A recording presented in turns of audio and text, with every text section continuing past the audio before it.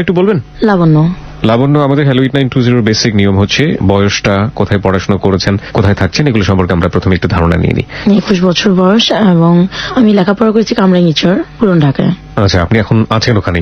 হ্যাঁ, আমি এখন ওখানে আছি। ফাইন, আমরা শুরু করতে পারি। আপনি কোথা থেকে শুরু করবেন আপনার জীবনে? ছোটবেলা থেকে শুরু করব। ওকে, যখন পুরোপুরি বুঝি ভালো মন্দ তখন থেকেই। জি প্লিজ। ছোট থেকে আমি মানে প্রচন্ড চঞ্চল ছিলাম। 7 বছর পর্যন্ত আমি গ্রামের বাড়িতেই ছিলাম, দাদুর কাছে। দাদা ছিলেন আমাদের গ্রামের একজন ডক্টর।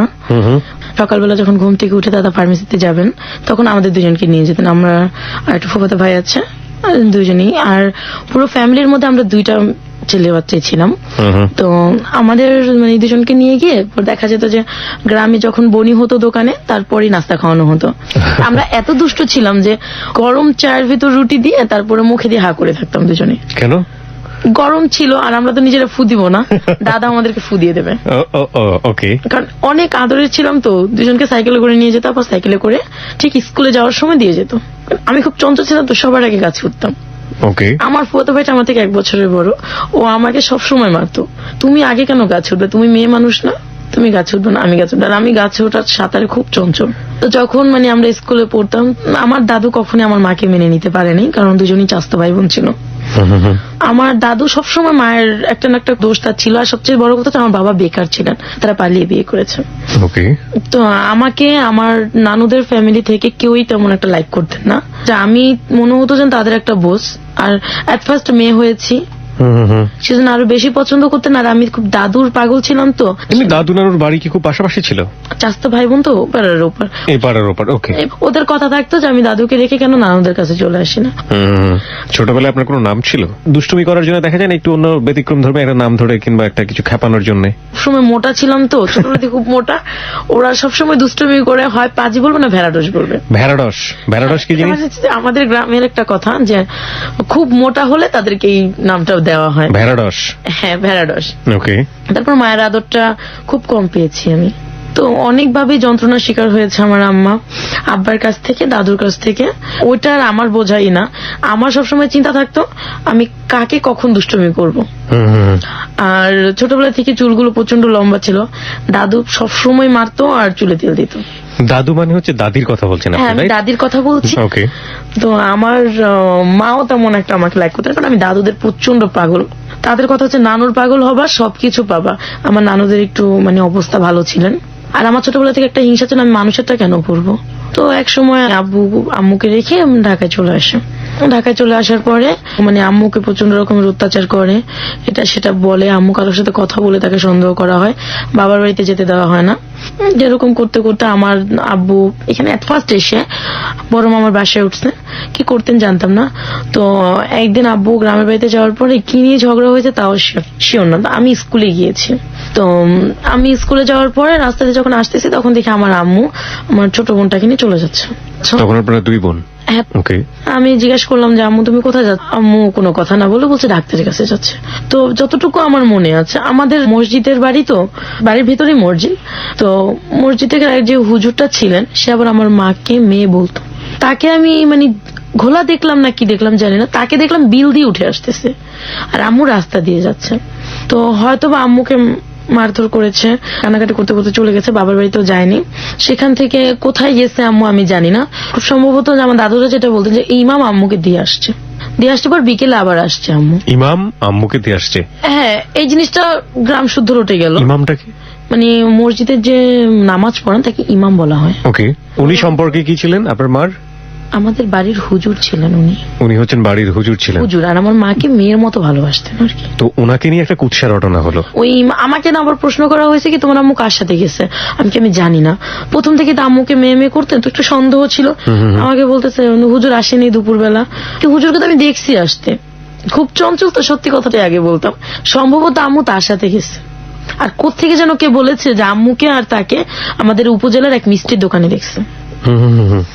এই তো তাদের সন্দেহটা ক্লিয়ার হয়ে গেছে। তারা বলতেছে আম্মু চলে গেছে, কিন্তু আম্মু বিকেলবেলা আবার ফিরে আসছে। আব্বু যখন রাতে ফিরলো, সেদিন আর কিছুই বলো না, আম্মুর সাথে খুব চিল্লাচিল্লি হলো। পরের দিনও কিছু হলো না। রাত্রেবেলা দেখা গেছে কি হঠাৎ করি না আম্মু প্রচন্ড কান্না করতেছে পাশের রুমে। তো আমি গেলাম, যা দেখি আমার আব্বু প্রচন্ড মারতেছে আমার আম্মুকে। দেখা গেছে প্রচন্ড মারতেছে, কেউ তাকে ধরে না। তো আম্মুকে মারতে মারতে বের করে দিছে ঘর থেকে। বের করে দেওয়ার পরে এখন আমরা তো পেছনে যাব, দুইটা বোনই। কিন্তু এই ঘটনাটা আমার লাইফে আমি কোনোদিন ভুলবো না আর কি। আমার মাকে যখন বের করে দিল, আমার মা চিৎকার করে, এক গ্রামের মানুষটা এক জায়গায় হয়ে গেল। তো আমার মাকে বের করে দেওয়া হলো, আমাদেরকে দেওয়া হলো না সাথে। তো আমার মা ওখান থেকে, মানে এক মামা ছিলেন, আমি নামটা জানি না, আমাদের এলাকারই। তো ওই মামা মাকে নিয়ে নানু বাড়িতে ওঠে। নানু বাড়িতে ওঠার পর নানুর একটা বোরকা, এক জোড়া স্যান্ডেল নিয়ে আমার মা শরীয়তপুর কোর্টে উঠে যায়, আমার উকিল নানার কাছে।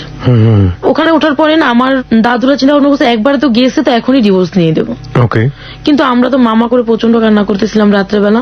তো পরের দিন আমি মানে স্কুলে গেছি, অনেকে অনেক কথা বলছে, আমার ওগুলো তো সেন্সে ঢুকবেই না, আমি তো দুষ্টুমি করি। আম্মু যে চলে গেছে এই সেন্সটা আমার মাথায় নেই। আমাদের দুইটা বোনকে দেখে আম্মু চলে গেছে। স্কুল থেকে আসছি পর দাদা শুয়ে আছে বিকালবেলা, ফুপিরা বলতেছে তোর আম্মু তো গিয়ে আর আসতে হবে না, তোর আম্মু চলে গেছে, যাক তোরা আমাদের কাছে থাকবি। তা আমি বলছি হ্যাঁ থাকবো, যদি তোমরা আম্মুর মতো বকা না দাও। তো ওই 99 এই ঘটনাগুলো। তো এক সপ্তাহ পরে ওখানে গিয়ে আম্মুর একটা লোকের সাথে পরিচয় হয়, শাহজাহান খন্দকার, সুপ্রিম কোর্টের সম্ভবত মুহিরি না কি ছিল আমি জানি না। ওনার সাথে পরিচয় হয়, ধর্মের ভাই ডাকে থাকে। তো আব্বু যখন আম্মুকে আনতে গেছে, আম্মু তাকে বলল তুমি তোমার হাজবেন্ডের সাথে চলে যাও, আর কোনো কে আনতে গেছে তাকে? আমার আব্বু আনতে গেছে তাকে। আচ্ছা, কে বলছে চলে যাওয়ার কথা? ধর্মের ভাই শাহজাহান খন্দকার, উনি। আচ্ছা, তুমি তোমার হাজবেন্ডের সাথে চলে যাও, আমরা তোমাকে আবার নিয়ে আসবো। সেই কথা বলার পরে আব্বুর সাথে পরিচয় হয়, আমার উকিল নানাও তাকে সায় দিয়েছে যে যাও দেখো কি হয়। এই কথা বলার পরে আম্মু তো আসছে আব্বুর সাথে। আম্মু যখন আব্বুর সাথে চলে আসেন দাদা বাড়িতে, তখন আমরা দুই বোন দাদুর কাছে। উনি রাজি হলেন আসতে? উনি রাজি হয়েছে, কারণ আমার আব্বু কখনোই চাননি যে আমার আম্মু তাকে ছেড়ে চলে যাক, যেহেতু তাদের লাভ মেরেছে। তো আম্মু চলে আসছে, আসার পরে প্রচন্ড গ্যাঞ্জাম, মানে 2-3টা গ্রামের লোক এক জায়গায় হয়ে গেছে, আম্মুকে প্রচন্ড মারলো। কে মারলো? আমার দাদু। আমার দাদু আমার আম্মুকে মেরেছে, আমার দাদা আমার আব্বুকে মেরেছে। আমার দাদার একটাই ক্ষোভ ছিল যে তুই বউকে নিয়ে কেন ঢুকলি এখানে, যেহেতু তার কষ্ট হচ্ছে। আমার দাদা প্রচন্ড রকমের ভালো মানুষ ছিলেন, বলছে যে যেহেতু এখানে তোর এত কষ্ট, তুই কেন আসলি ওর সাথে, তুই কেন একেবারের জন্য চলে গেলি না। তো আমার মা তো আমাদেরকে ছেড়ে যাবেন না, আব্বাকেও ছেড়ে যাবে না, আব্বাও তাকে ছাড়বে না।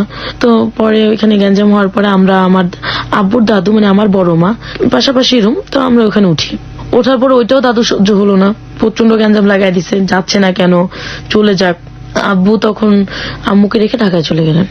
গিয়ে আমার ওই মামা, যে আমার আম্মু ধর্মের ভাই ছিলেন, তার সাথে দেখা করলেন। সে একটা চাকরি দিয়ে দিল অ্যাডভোকেট আব্দুর রেজা খানের ওখানে, তার পিয়ন হিসেবে। ওখানে 1 মাসের বেতন পেয়ে আমাদেরকে বড় মার এখান থেকে ঢাকায় নিয়ে আসেন।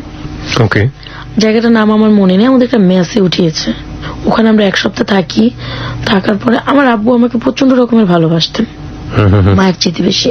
ছোট বোনটাকে প্রচন্ড ভালোবাসতেন। তো ম্যাচে উঠিয়েছে। ওখান থেকে আমাদেরকে কি প্রবলেম হয়েছে জানি না, আমার বাবা আমাদেরকে সেকশন নিয়ে যান। Section Hazaribagh section. এমন একটা পরিস্থিতিতে আমাদেরকে ওখানে উঠায় আমার মামার সাহায্যে। ওখানে গিয়ে মানে এরকম একটা পজিশন ছিল যে আমি কখনো এরকম ঘর দেখিনি। নিচে বাস ছিল, নিচে অজগর সাপ পানির ভিতরে। হ্যাঁ, মানে চিড়িয়াখানা নিয়ে গেল নাকি? না, হাজারীবাগে কোনো চিড়িয়াখানা নাই তো? না, এটা হচ্ছে একটা বস্তির মতো। নিচে অজগর সাপ, পাশে ট্যানারি, উপরে টঙের ঘরগুলো, চিকা ইঁদুর, এটা সেটা। অজগর সাপ কিভাবে দেখলেন আপনি? খালটা ভরে অজগর সাপ ছিলেন, এজন্য মানে 1 তলা সমান উঁচু করে বাঁশ দিয়ে তারপর টঙের ঘরগুলো বানানো হয়েছে। অজগর সাপ সম্ভবত, যে সাপের বিষ নেই। মানে সাপ ছিলেন নিচে আর কি। সাপ ছিলেন মানে সাপকে আপনি সম্মান করে আপনি বলছেন? তো ওখানে যাওয়ার পরে 6 মাস পরে আমাদের খবর আসলো যে আমার দাদা মারা গেছে। আমি যেটা এখনো উপলব্ধি করি যে দুর্ঘটনার কথা শুনলে খুব দ্রুত কোথাও যাওয়া যায় না। আমরা লঞ্চে উঠলাম, মাঝপথে লঞ্চ নষ্ট হয়ে গেল। তারপরে যে বেবিতে উঠেছি, সেই বেবিটা অর্ধেক প্রদেশে নষ্ট হয়ে গেছে। মানে অনেক কষ্টে অনেকই করে আমাদের 2টা বোনকে নিয়ে, বাবা মাকে নিয়ে বাড়িতে গেলেন। যাওয়ার পর দেখি প্রচন্ড সবাই কান্নাকাটি করতেছে, আমার দাদু সেন্সলেস, ফুপুরা কান্নাকাটি করতেছে আমার মাকে ধরে, মাও প্রচন্ড কান্নাকাটি করতেছে, আশপাশের লোক। আমার দাদাও মরার পরে এত লোক মনে হয় না আমি আজও দেখেছি। সে এত ভালো ডাক্তার ছিলেন, এত ভালো লোক ছিলেন সে। আমরা গ্রামে যাওয়ার পর দাদাকে মাটি দিয়ে আমার আব্বা 4 দিন 5 দিনের দিন চলে আসলেন। ঢাকায় আসার পর আমাকে স্কুলে ভর্তি করানো হয়, ওখানে লেখাপড়া করানো হয়। পরে আমার যে মামা ছিলেন, ধর্মের মামাটা, উনি ঢাকা কামরাঙ্গীরচরে বাড়ি করলেন। ধর্মের মামা মানে ঠিক বুঝলাম না। ধর্মের মামা মানে হচ্ছে যে শরীয়তপুর গিয়ে যার সাথে মানে অ্যাডভোকেট শাহজাহান খন্দকার, উনি আমার মায়ের ধর্মের ভাই ছিলেন। ওকে উনি ওকে। যখন আমার বাবার সাথে ঝগড়া করে চলে গেলেন, তখন তার সাথে পরিচয় হয় ওখানে আচ্ছা। কোর্টে। তো সেই হিসেবে ধর্মের ভাই। তার মানে তার সাথে পূর্ব পরিচয় ছিল না, কোর্টে গিয়ে পরিচয়? কোর্টে গিয়ে যখন আমার মা চলে গেলেন, বাবা আনতে গেলেন, তখন পরিচয় হয়েছে। ওকে। তো ওখানে মানে আমার মামা বাড়ি করলেন কামরাঙ্গীচর, ওখানে চলে আসলাম। ওখানে চলে আসার পরে আমি একটা স্কুলে ভর্তি হলাম, তখন আমি ক্লাস 3-তে পড়ি। স্কুলে ভর্তি হওয়ার পরে ওখান থেকে আমাদের মানে আব্বুর অবস্থা আগে থেকে অনেক ভালো হয়েছে। মানে এখন আমার মায়ের ঘরে মনে হয় যে শান্তি। তো এক সময়টা আমার আব্বুর এতটুকু বদভ্যাস হয়ে গেল যে আমার আব্বু বাজে নেশায় চলে যেতে থাকলো। 2002-3 আব্দুল রাজ্জাক খান মারা গেলেন। মানে আপনার ধর্মের? না, আমার আব্বু যে অফিসে জব করতেন সেই মালিকটা মারা যাওয়ার পর আমার আব্বু জবটাও চলে গেছে। তো সেখানে আব্বু একটু ঘাবলা করে, অনেকগুলো টাকা তাদের মেরে দিয়েছে। এটা আপনি জানলেন কিভাবে? এটা আমরা তখনই জানতে পেরেছি যে অফিস থেকে বাসায় পুলিশ পাঠানো হয়। তো আমরা তো আগে থেকে এটা শিওর যে আসবে তাকে নেওয়ার জন্য। আপনারা আগে থেকে শিওর ছিলেন যে বাসায় পুলিশ আসবে? হ্যাঁ, আমরা প্রথমে যখন সে মারা গেছে তার 3 দিন পর আমরা জানতে পেরেছি আব্বা টাকা নিয়ে ঘাবলা করেছে। কিরকম? সেটা হচ্ছে যে অনেকগুলো টাকা তাদেরকে কারেন্ট বিল, গ্যাস বিল দিতে দেওয়া হয়েছিল আব্বুকে। খুব বিশ্বাস করতেন তো, কিন্তু আব্বু সেটা দেয়নি। আচ্ছা। না দিয়ে সে ঘরে বা টাকাগুলো কি করেছে আমি জানি না। এই খবরটা আপনি কিভাবে পেলেন? আমার মামাকে সেখান থেকে, তার 2টা ছেলে ছিল, আব্দুল রাজ্জাক খান অ্যাডভোকেট, তার ছেলেরা খবর পাঠিয়ে দেয় আমার মামার কাছে। আপনার ধর্মের মামার কাছে? ধর্মের মামার কাছে খবর। ওই মামার বাড়িতেই কি আপনারা থাকতেন? আমরা ওই মামার বাড়িতেই থাকতাম। তো ওনাকে ধরে নিয়ে যাবে, তো মামা অনেক কষ্ট করে অনেক কিছু করে এটা কন্ট্রোল করলেন। পুলিশ চলে গেলেন, তাকে আর নেওয়া হলো না। কি পরিমাণ টাকা আইডিয়া ছিল? প্রায় 60,000 টাকার মতো। 60,000 টাকার মতো? পুলিশ আসলো বাসায়, তারপর? পুলিশ আসার পরে মামা পুলিশদেরকে বুঝালেন, তারপর ওই অফিসে ফোন দিলেন, তাদেরকে বোঝালেন যে এটা আমরা দিয়ে দেবো। আমি যে মামা আবার একটা তাদের কাছ থেকে একটা অনেক মানে বেশি পরিমাণ হয়তো টাকাটা পেতেন একটা চেকে, আমার এই চেকটা থেকে কেটে রাখবেন। তো সে আমাদের জন্য অনেক স্যাক্রিফাইস করেছেন। তো আমাদেরকে এখানে মানে কামরাঙ্গীরচর নিয়ে ক্লাস 3-তে ভর্তি করে দেওয়া হলো। 3 গেল, 4 গেল, ক্লাস 5-এ যখন পড়ি তখন আমি দেখতে শুনতে বেশ বড় হয়ে গেছি। ওকে। স্বাস্থ্য ভালো, মানে আমি বেশ বড় হয়ে গেছি। বড় হয়ে যাওয়ার পর সবারই চোখে পড়ে আমাকে। তখন থেকে একটা বিয়ের প্রপোজাল আসলো, আসতে থাকে। তো আমার বাবা রাজি না, ছোট মেয়ে কি বিয়ে দেবো কি। তো একদিন আমি মানে ঘরে যখন মানে বসে আছি বা টিভি দেখতেছি, মা নেই, মা হচ্ছে মামির কাছে, আমার এই ধর্মের যে মামা তার ওয়াইফের কাছে। আমার ধর্মের মামার 2টা মেয়ে, একটা ছেলে, ওকে, সবাই প্রাপ্তবয়স্ক।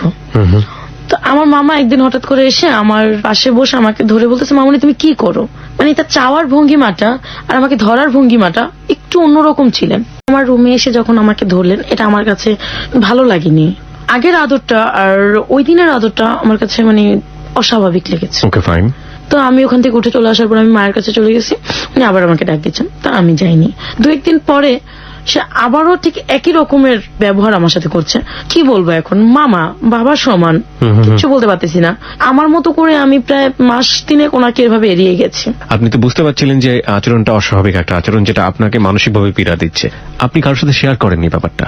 শেয়ার করার মতো আমি তখন ওরকমটাই করিনি যে মামা মানে আমার সাথে এরকম করতে। আমি ভাবতে পারি হয়তো বা মাঝে এরকম করেছে, আমি একটু বললে মামা হয়তো শুধরে যাবে।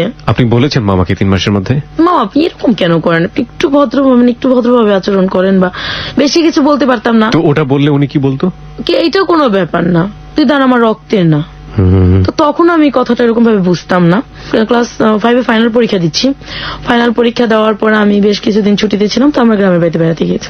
আমি এখানে ওখান একটু থেকে ফিরে আসলাম। জি, ফিরে আসবেন নিশ্চয়ই, আপনার জীবনের গল্পে আমি যাব। তবে তার আগে বারবারই বলি হ্যালো 8920-তে চাইল্ড সেক্সুয়াল অ্যাবিউজ বলে একটা ব্যাপার আছে, আপনারা নিশ্চয়ই জানেন।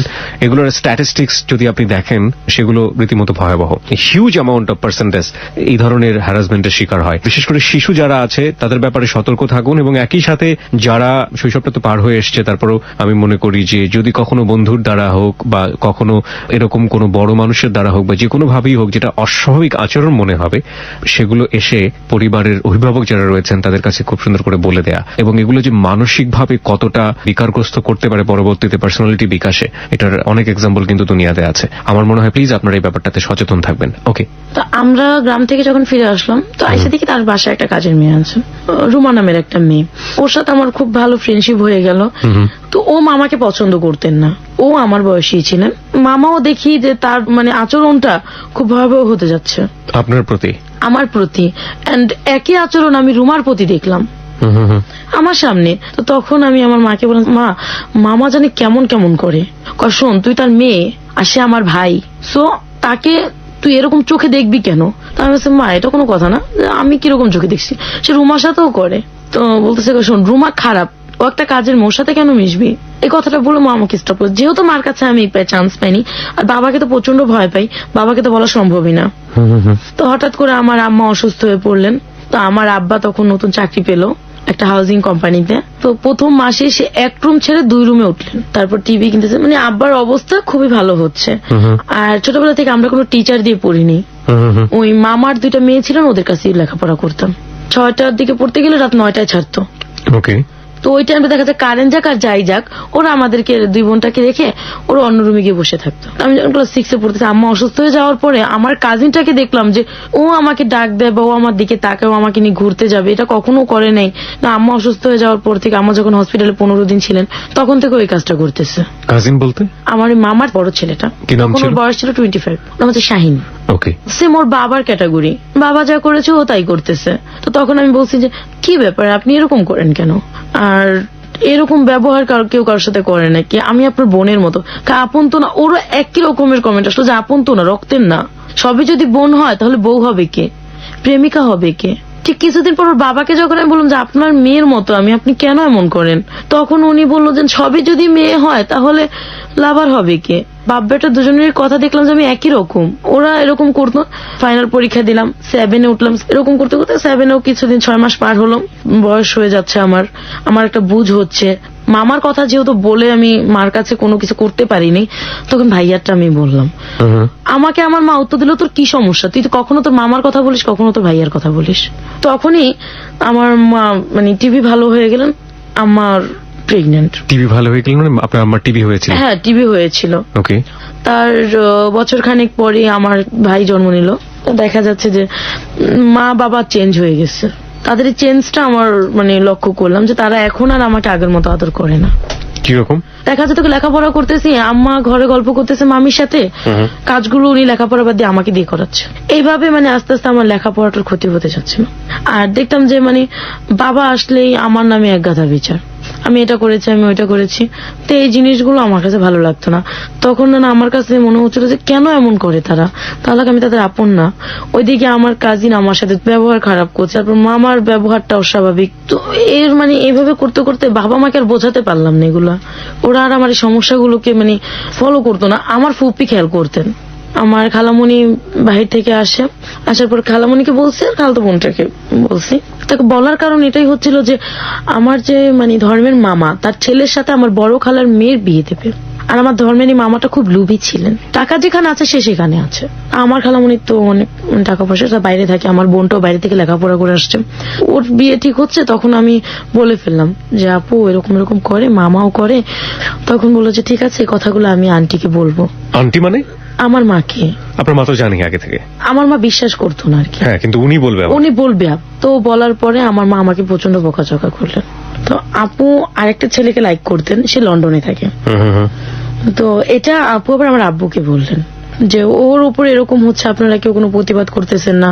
আমি বুঝলাম না আর কি, আমি তো আর ওকে বিয়ে করবো না, আমি অন্য একটা ছেলেকে পছন্দ করি। আর আপনারা যেভাবে উঠে পড়ে লেগেছেন আমার বিয়ের জন্য, আমি ওর মতো একটা ছেলেকে কেন বিয়ে করবো যে ঘর জামাই থাকতে চায়? তো যে কোনো কারণে এগুলো কথা কাটাকাটি হওয়ার পর বিয়েটা ভেঙে গেছে। আমি বলছি কথাটা প্রকাশ হয়ে গেছে, আমার মা সবাইকে বলে দিছে।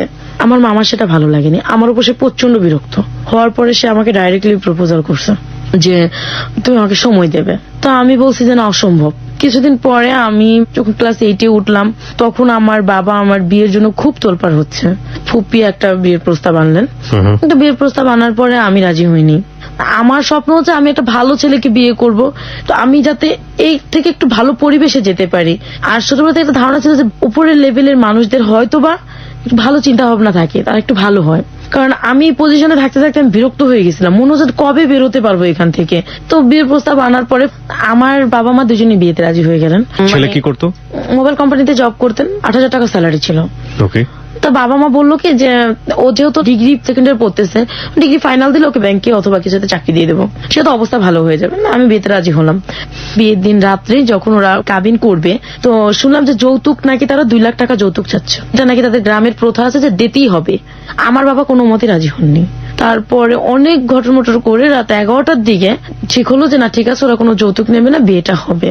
তো বিয়েটা হওয়ার পরে আমার হাজবেন্ড যেটা করলেন, প্রথম রাতে যখন আমাদেরকে রুমে দেওয়া হয় তখন সে আমার সাথে প্রচন্ড ঘটমট করতেছে যে তোমার ফুপি বললো 2 লাখ টাকা দেবে, এখন না দেখ বিয়ের পর দেবে, আর তোমার বাবা মা কিছুতে রাজি হলেন না, এটা কেন হলো?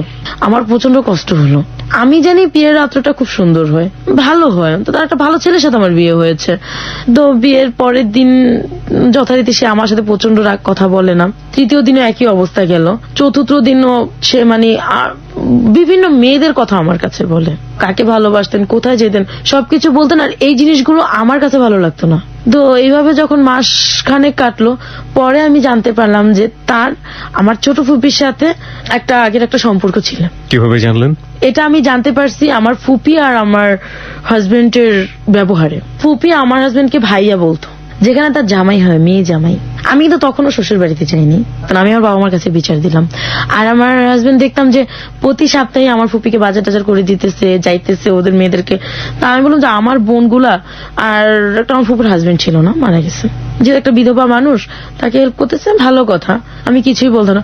পরে যখন দেখতাম যে তাদের সম্পর্কটা একদম আমার খোলাখুলি হয়ে গেল, আর আমি অনেকের মুখে শুনতাম ফুপুদের বাসায় যখন যেতাম যে ওর সাথে আগে থেকে সম্পর্ক, তোমাকে কেন বিয়ে দিচ্ছে?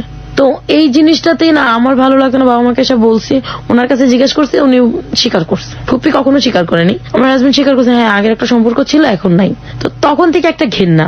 তো মাস 3 যাওয়ার পর আমাকে আমার শ্বশুর বাড়িতে নেওয়া হলো, খুলনা কয়রা থানায়, একদম গ্রাম। লেখাপড়া বন্ধ? হ্যাঁ, আমার লেখাপড়া বন্ধ হয়ে গেছে। কোন ক্লাসে থাকা অবস্থায়? এটা যখন আমি ক্লাস 10 উঠলাম। ওকে। তো শ্বশুর বাড়িতে যাওয়ার পরে পুরোটিকে আমি ঘরের অবস্থা যেটুকু দেখলাম, দেখে মানে আমি কান্না করতেছি। সেদিন রাত্রি তারা ছিলেন 2 বোন 2 ভাই, আর তার মা তার বাবা ছিলেন না। তারা 4 ভাই বোন মিলে ঝগড়া করতেছে, সাথে মা। কি কারণে করতেছে, কেন করতেছে তা আমি জানি না। তো এক পর্যায়ে ঝগড়ার মাঝে আমি শুনলাম যে তারা যৌতুক, আমার বিয়ের টাকাটা দেওয়া হয়নি সেজন্য ঝগড়া করতেছে। ওকে। মেয়ের সাথে একটা গয়নাও দিয়ে দেয়নি, এরকমই বলতে। আমার হাজবেন্ডকে বলতাম দেখো তুমি তো জানো যে তারা কিছু দেবে না, তাহলে তুমি কেন আনলা আমাকে? দেনমোহর কত ছিল আপনার? 2 লাখ টাকা। ওকে। বলার সাথে সাথে আমার হাজবেন্ড আমাকে ঠাস করে একটা চড় বসালো। তো ওই দিন রাতটা মানে আমি সারা রাত কান্না করে কাটালাম। পরের দিন সকালে যখন আমি ঘুম থেকে উঠলাম, অনেক মানুষ নতুন বউ দেখতে এসে, যেটা গ্রামে যেরকমটা হয়। তো আমার শাশুড়ি সবার মাঝে আমাকে বলে উঠলো যে তোমার মা কি গয়না পাঠাইছে একটু সবাইকে দেখাও। সে কিন্তু জানে আমার মা কিছু দেয়নি, আমি কোত্থেকে বের করব। তখন আমার ননাস, আমার যা, এরা সবাই আমাকে প্রচন্ড ধরনের কথা শোনালো। আর প্রথম দিনই আমাকে মাটির চুলায় খড়কুটা দিয়ে রান্না করতে দেওয়া হলো, আমাকে চাল বাটতে দেওয়া হয়েছে, যেটা আমার পক্ষে সম্ভব না। প্রচন্ড কান্না করতেছি, বাড়িতে ফোন দিয়েছি, মার সাথে কান্না করতেছি। বাড়িতে ফোন দেওয়াতে আমার হাজবেন্ড মানে শুনে আমাকে প্রচন্ড মারলো আইসা। তো এক পর্যায়ে আমি সেন্সলেস হয়ে গেছি। আমি 3 দিন 4 রাত আমার হাজবেন্ডের বাড়িতে ছিলাম। পরের দিন সকালে আমি উঠে চলে আসছি, আমার ননাস আসছে, আমার হাজবেন্ড আসছে। আসার পর থেকে না আমার হাজবেন্ডের বিহেভিয়ার চেঞ্জ হয়ে গেছে। কোথায় আসলেন? ঢাকায় চলে আসলাম বাবা মার কাছে। প্রিয় শ্রোতা, একটা বিষয় খুব লক্ষ্য করবেন, আমরা এখনো গল্পের যে গভীরতায় সেখানে চলে যাচ্ছি ধীরে ধীরে। এবং ওই সবসময় একটা কথা বলে থাকি যে ইভেন্ট ইউ ক্যান ইমাজিন, শেষ পর্যন্ত গল্পটা কোথায় গিয়ে থামবে। কারণ জীবন অদ্ভুত রকমের একটা বিষয়, এবং এই প্ল্যাটফর্মে এত বেশি নাটকীয়তা থাকে যে গল্প উপন্যাসের পাক সেখানে কিছুই না। শুধু একটা বিষয় লক্ষ্য করার মতো যে লাবণ্য যখন তার জীবনের গল্প বলা শুরু করেছে, তার শৈশবে একজন মানুষকে পেয়েছিলাম তার জীবনের জন্য পরিপূরক। পরিপূরক বলছি এই অর্থে, তার দাদা ছোটবেলায় তাকে নিয়ে যেতেন একটা ফার্মেসিতে, এবং সেখানে তার মজার কিছুটা সময়। এরপরে একটা মানুষও আমরা এখন পর্যন্ত পাইনি যে মানুষটার কাছে গিয়ে সে একটু ঠাঁই পেতে পারে, মনের কথা বলতে পারে, পরিবার থেকে শুরু করে চারপাশের সমস্ত কিছু। সংসার শুরু হয়েছে 14 বছর বয়সে, সেখানেও স্বামীকে আমরা দেখছি একটা বিরূপ পরিবেশের মধ্যে। এবং সবকিছু মিলিয়ে এটা কোন দিকে যাচ্ছে শেষ পর্যন্ত আমরা কোথাও জানি না। Let's see what happen. Okay, তারপর ঢাকায় আসার পরে দেখলাম যে আমার বাবা মার বিহেভিয়ার চেঞ্জ হয়ে গেছে। আমার হাজবেন্ডও না এরকম হয়ে গেছে, সে আর মানে তার বোনের কাছে ফিরে যেতে চায় না। টোটালি বলতে গেলে একজন ঘর জামাই। আলটিমেটলি কি আপনার হাজবেন্ড বোনের বাড়িতে থাকতো? হ্যাঁ, বোন আর সে একসাথে ঢাকায় ভাড়া থাকতেন আর কি। ওকে। তো আমি এসে বাবা মার বিহেভিয়ার চেঞ্জ দেখে আমি বাবা মাকে বললাম, বাবা মা আমি আম্মা আমি আর ওখানে থাকতে পারবো না। তো আমার মা আমাকে প্রশ্ন করলেন যে কি হয়েছে। আমি বলছি, কিছুই হয়নি। আর নতুন বউ গিয়েছে, তার একটা শাড়িও নতুন বউকে দেয়নি। আমি শুনেছি যে গ্রামে দেশে শ্বশুর বাড়ি হলে নাকি অনেক কিছু দেয়, আমি সেগুলো কিছুই আমার ভাগ্যে জোটেনি।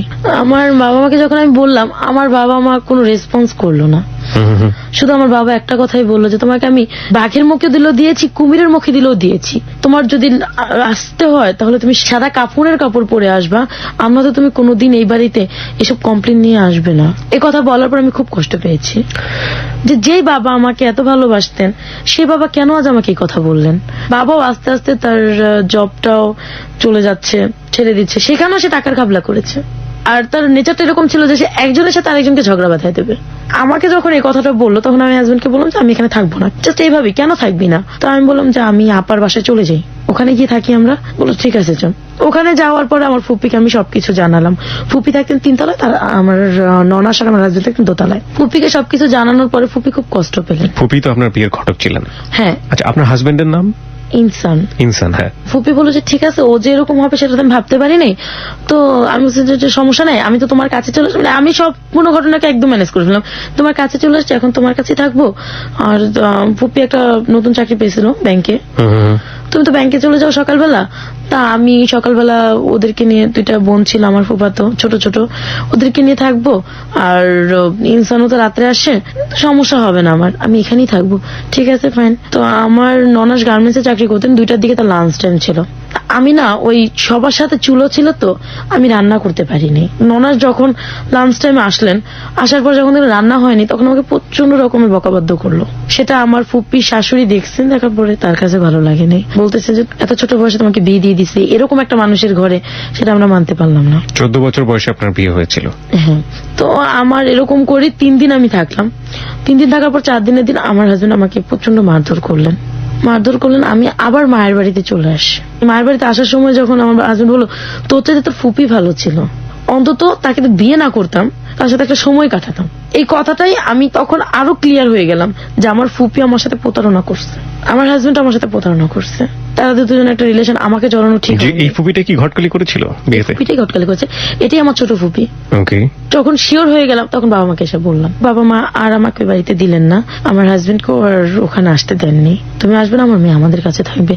আর 1 সপ্তাহ পরে ফিরে দেখলাম যে বাবার অবস্থা আরো করুণ হয়ে যাচ্ছে, যে সে জুয়া খেলে। কিভাবে বুঝলেন? আমি যে রুমটাতে থাকতাম সেই রুমটাতে সে লোকজন নিয়ে টাকা নিয়ে দিয়ে তাস খেলতেন, টাকা দিয়ে খেলা থাকতেন। ওকে। আমার কাছে খুব কষ্ট লাগলো। কষ্ট লাগার পর আমার হাজবেন্ড দিয়ে যে গেছে, সে আর আমার খোঁজ খবর নেয়নি। এরকম করতে করতে আমাদের 6টা মাস কিন্তু কেটে গেছে বিয়ে। এই 6 মাসে সে একটা সুতা পরিমাণ জিনিস আমাকে দেয়নি। সে চলে যাওয়ার পরে দেখলাম যে বাবা জুয়া খেলতে খেলতে যা পুঁজি ছিল জমানো সবকিছু সে শেষ করে দিছে। আমার মামা এখন আমাদেরকে রাখবেন না, বের করে দেওয়ার পরে আমরা চলে আসলাম। ওখান থেকে একটু দূরে আসলাম, একই জায়গায়। আপনি ফ্যামিলির সাথে? আমি তখন ফ্যামিলির সাথে হাজবেন্ডের ঘর ছেড়ে চলে আসছি। সহ্য করার মতো ক্ষমতা আমার ছিল না। তারপর আমরা যে বাসাতে যাই, ওইখানে যাওয়ার পর সে আরো নিঃস্ব হয়ে গেছে। বাবার মানে পুরোপুরি নিঃস্ব হয়ে গেছে, নুন আনতে পান্তা ফেলে যেরকম ওরকম একটা অবস্থা হয়ে গেছে। সে আমাদের মুখে ভাত জোটার মতো কিছু নেই। ওইদিকে আমার হাজবেন্ড এসে ঘাড়ে জুটছে। 1 সপ্তাহ থাকার পর আমি এমন ঝগড়া লাগিয়ে দিল আমাদের মধ্যে, সে আমাকে প্রচন্ড মারধর করলো। আপনার বাড়িতে বসে মারধর করলো? হ্যাঁ, আমার বাড়িতে, আমার বাবা মার বাড়িতেই মারধর করার পরে আমি অসুস্থ হয়ে পড়লাম। অসুস্থ হয়ে পড়ার পর আমি যখন হসপিটালে গেছি চিকিৎসার জন্য, সে আমাকে হসপিটালে নিয়ে যায়। চিকিৎসা করার জন্য গেছি, সেখানে আমাকে জানানো হলো আমি প্রেগনেন্ট। আচ্ছা আচ্ছা। তো ওই রিপোর্টটা পরের দিন আমি আনতে গিয়েছিলাম। আমি এনে আমার ছোট কাকিমাকে দেখিয়েছি। ছোট কাকিমা বললো যে এটা তো খুশির খবর, তুমি একটা কাজ করো, তোমার হাজবেন্ডকে দাও, তোমার বাবা মাকে দাও। তা আমি আবার বাবা মাকে দেওয়ার আগে আমি আমার হাজবেন্ডকে দিয়েছি। আমার হাজবেন্ড সে খবরটা শুনে প্রচন্ড খেপে গেছে যে এই সন্তান ওর না। ও কেন জানি বলতেছে এই সন্তান ওর না। তখন আমি বললাম যে দেখো, আমার বিয়ের আগে কারোর সাথে কোনো রিলেশন ছিল না, বা বিয়ের পরবর্তীতে আমার কারোর সাথে কোনো রিলেশন নেই। রিপোর্টে সাফ দেওয়া আছে আমি 1.5 মাসে প্রেগনেন্ট, তাহলে তুমি কেন এরকম বলছো? ঠিক আছে মানলাম এটা আমার সন্তান, তোকে তো আমি বলেছিলাম যে তুই 2 বছর পরে সন্তান নিবি। দেখো এটা আমার হয়তোবা ভুল হয়ে গেছে। এটা আপনার ভুল বলছেন, রাইট? আপনার কি ধরনের ভুল হয়ে গেছে? হয়তোবা যে আমাদের যে কোনো ধরনের একটা ভুল হতে পারে। This is the important thing. আমি এটা কেন আপনাকে জিজ্ঞেস করছি, এগুলো most common case in the family. Okay, that's why. আপনি আমাকে একটু বলবেন যে আপনার 14 বছর বয়সে বিয়ে হয়েছে। একটা মানুষের বিয়ে হওয়ার পরে স্বামী স্ত্রী সম্পর্কের কিছু বেসিক নলেজ দরকার হয়। সেই নলেজের ব্যাপারে আপনাকে কেউ কখনো হেল্প করেছে? আপনার মা আপনাকে এই বিষয়ে কোনো জ্ঞান দিয়েছে, কিংবা আপনার আত্মীয় যারা আছে, কিংবা শ্বশুর বাড়ির কেউ আছে, কিংবা আপনার হাজবেন্ড? আমাকে এরকম সাপোর্ট কেউ দেয়নি। কেউ কখনো আপনাকে বিষয়ে কোনো কিছু বলেনি? সাপোর্ট কেউ দেয়নি, বরঞ্চ আমি যদি কোনো প্রবলেম হতো যে আমার মাকে বলতাম, আমার মা আমাকে কখনোই ভালো একটা সাজেশন দিত না, ওকে, কখনোই দিত না। আর তো বিষয়টা বাবাকে তো সম্পর্কে আপনি বলাই কিছু- যায় না, আমি কিছুই জানি না, এটা কিছুই জানেন না। হুট করে 2 নম্বর হচ্ছে আপনার হাজবেন্ড আপনাকে বলেছে যাতে কোনো বেবি না আসে, এটার জন্য কোনো প্রিভেন্টিভ মেথড কি আপনারা দুজনে মিলে নিয়েছিলেন? হ্যাঁ, আমাকে এটার জন্য ব্যবস্থা মানে নেওয়া হয়েছিল যে আচ্ছা। আমার হয়তো বা কোথাও মানে আমি একটু মন ভোলা ছিলাম, হ্যাঁ, মানে বিয়ের পর আমার দুষ্টুমিটা মানে কিছুটা হলো রয়ে গেছে, ওকে মনে থাকতো না আমার এটা। ওকে, আমি ভাবতাম যে হয়তো বা ওখান থেকে কোনো প্রবলেম হয়ে গেছে। তা আমার হাজবেন্ডের প্রচন্ড চিল্লাচিল্লি করতেছিল, তার কখনো মুখের উপর কথা বলিনি। তখন বলছিলাম যে দেখো, তুমি তো এটা নিয়ে অতিরিক্ত বাড়াবাড়ি করতেছো, আর বাবা মা যেহেতু মানে শুনলে বাড়াবাড়ি করবে না, তোমার এটা নিয়ে বাড়াবাড়ি করার কোনো প্রয়োজনই পড়ে না। এই কথাটা বলাই ছিল আমার অন্যায়। সে আমাকে সাথে সাথে প্রচন্ড ধরনের তার যে বেল্ট ছিল, কোমরের বেল্ট, ওটা দিয়ে আমাকে প্রচুর ধরনের মারধর করে। এই বাচ্চা কেন নিলি তুই? আচ্ছা, সবসময় বলে যেতে জালস বাতা, যখনই সে যে বলতো যেটা জালস বাতা, তখন আমার মাথায় সেন্স আউট হয়ে যেত। এই কথা কেন বলবে সে? আমার স্বামী একজন, তাহলে সে কেন এই কথাটা বলবে? তো এটা নিয়ে বলার পরে আমি সেই দিন রাত্রে আমার মাকে জানাই, জানার পর মাকে বললাম যে মা এরকম বলছো, ও তো এমনিতেই খারাপ। এরপর আর আমাকে সে কোনো কমেন্ট করে নাই যে কি করবো।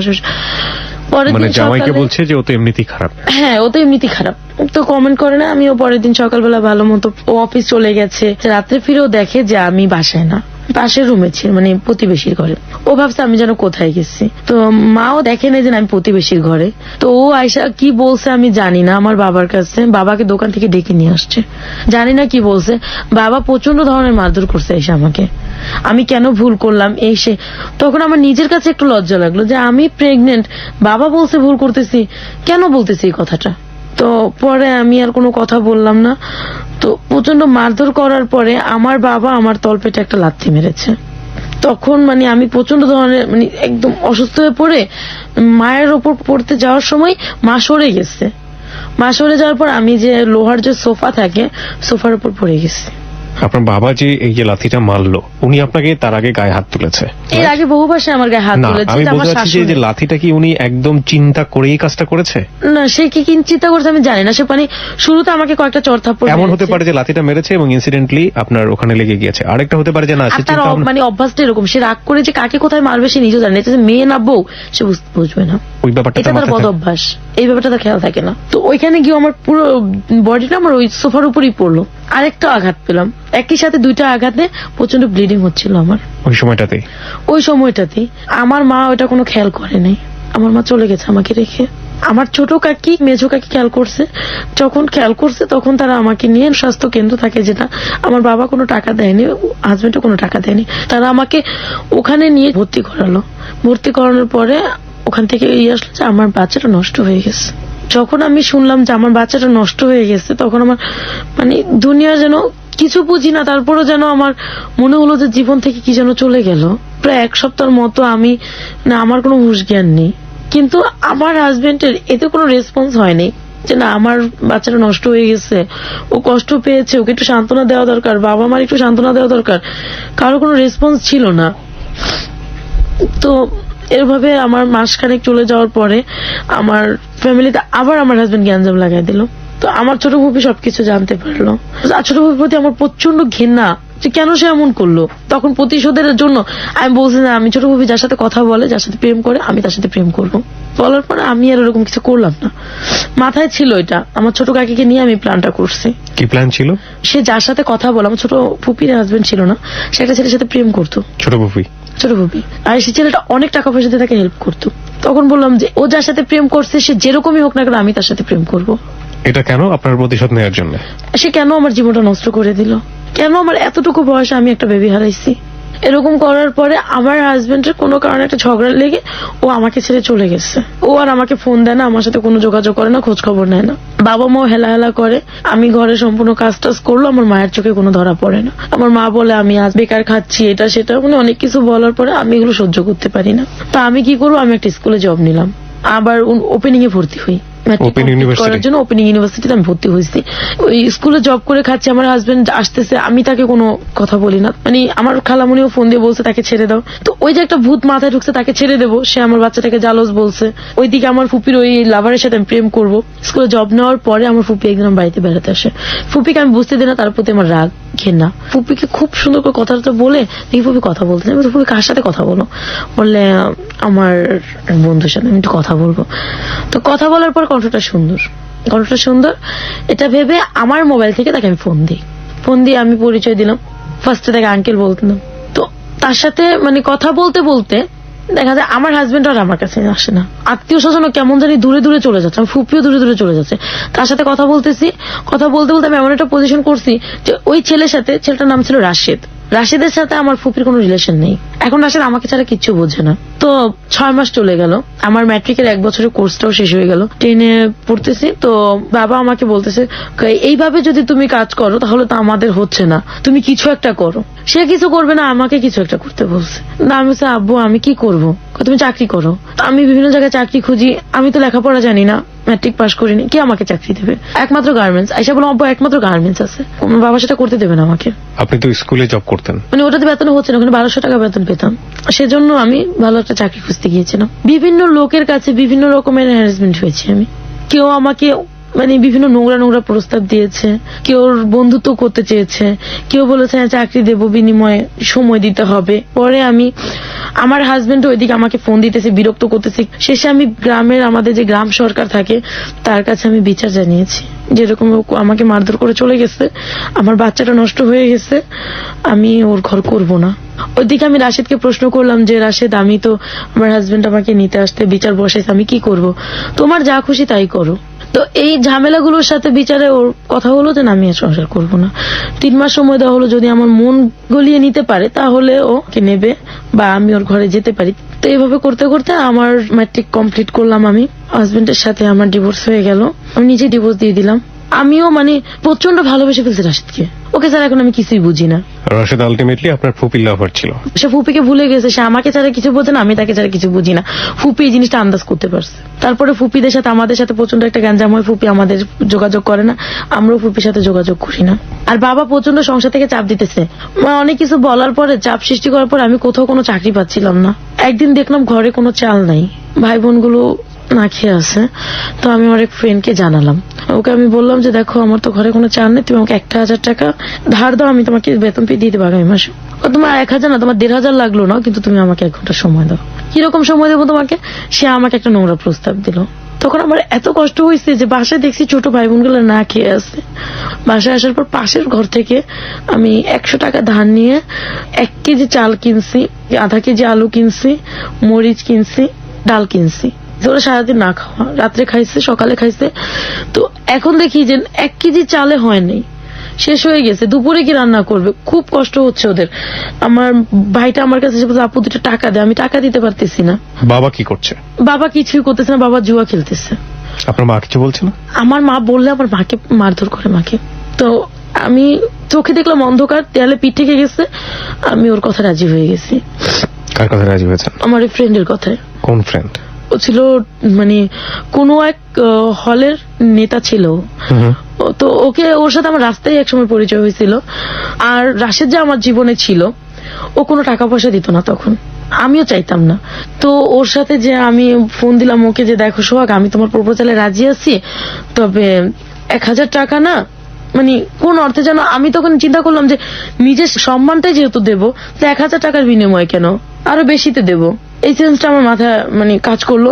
তো আমি এই কথা বলার পর তুমি কত চাই? আমি 2000 টাকা চাই। আমি তোমাকে 2000 টাকা দেবো না, 1500 দেবো, তুমি রাজি আছো? ঠিক আছে রাজি আছি। ওর সাথে আমি গেলাম, ও কোন এক হোটেলে আমাকে নিয়ে গেছে। নিয়ে যাওয়ার পর ওকে আমি ওখানে 1 ঘন্টা সময় দিছি। ওখান থেকে আমি চলে আসার পরে ঘরে বাজার টাজার করি। সেই দিন রাত্রে সম্ভবত রাশেদ আমাকে রাস্তায় দেখছে, আমাকে ফোন দিয়ে বলছে তুমি কোথায় আছো, এখন আমার সাথে দেখা করো। তো দেখা করো, ও আমাকে একটা মসজিদে নিয়ে ছুঁয়ে বলছে, তোমার এখন থেকে ভরণ পোষণ যা আসছে আমি গ্রহণ করব। আপনি তো রাশেদের কাছ থেকে হেল্প নিতে পারতেন, কেন নিলেন না? আমি কেন জানি ওর কাছ থেকে চাইনি। আর ও একদিন আমাকে একটা কথা বলছে যে মেয়েরা ছেলেদের কাছ থেকে টাকা খায় সে মেয়েরা ভালো হয় না। আমি ওর কাছে ভালো সাজার জন্য আমি আমার নিজের সম্মানটুকুকে বিক্রি করে দিচ্ছি। একমাত্র বাবা মার ভাই বোনের শুধুমাত্র মুখে 2 মুঠো ভাত দেওয়ার জন্য। সেই রাতে রাশেদ আমাকে ছুঁয়ে একটা মসজিদে দাঁড় করাইয়া বলছে যে ও আমার সম্পূর্ণ ভরণ পোষণ দেবে, আমি কারোর সাথে ফোনে কথা বলতে পারবো না। আপনি রাশেদকে বলেছিলেন যে আপনার জীবনে এই ঘটনাটা ঘটে গেল কিছুক্ষণ আগে? না, ওর কাছ থেকে এটা আমি লুকিয়ে গেছি। ও যা যা বললো আমি মেনে নিলাম। ও আমার বাবাকে ফোন দিল, তো বাবার সাথে রাশেদের সাথে আগে থেকে একটা পরিচয় ছিল। বাবাকে ও বলছে যে আমরা দুজন বিয়ে করে ফেলছি। তখন আমি বলি মিথ্যে বললা কেন? কয় মিথ্যে বলা ছাড়া কোনো কাজ নেই, ও এখন হাজবেন্ড হয়ে আমার বাড়িতে যাবে। তো আমি সবাইকে এসব বললাম যে আমার বিয়ে হয়ে গেছে, ডিভোর্স হয়ে গেছে, ওইদিকে এদিকে আমার বিয়ে হয়ে গেছে। পাড়া প্রতিবেশী সবাই খুব খুশি হলো, মিষ্টি আনছি আমি। পরে আমার বাবা মা তো খুব খুশি। বাবার একটাই চিন্তা, এত বড় লোকের ছেলে, তার মানে ভালো হবে। তারপর থেকেই আমি আবার স্কুলে জবটা ছেড়ে দিয়েছি, ও আমাকে স্কুলে জবটা ছাড়িয়ে নিয়েছে। ও আমাকে হেল্প করতো। এরকম করে 6 মাস গেল। তো ওর বিনিময়ে আমার কাছে কিছুই চায়নি। তো কত টাকা করে দিত প্রতি মাসে? মানে ও বাজার করে দিত টোটালি একটা। আর আপনার বাবা এগুলো বসে বসে খেতেন? হ্যাঁ, বাবা এগুলো বসে বসে খেতেন। এরকম করে 6 মাস চলে গেল। রোজার ঈদ, এটা হচ্ছে 2010-এর ঘটনা। তো ও আমাকে সম্পূর্ণ মানে বাজার টাজার দেবে। হঠাৎ ওর সাথে আমার ঝগড়া লেগে গেছে, ও আমাকে এখন আর বাজার টাজার দেবে না। কি করব?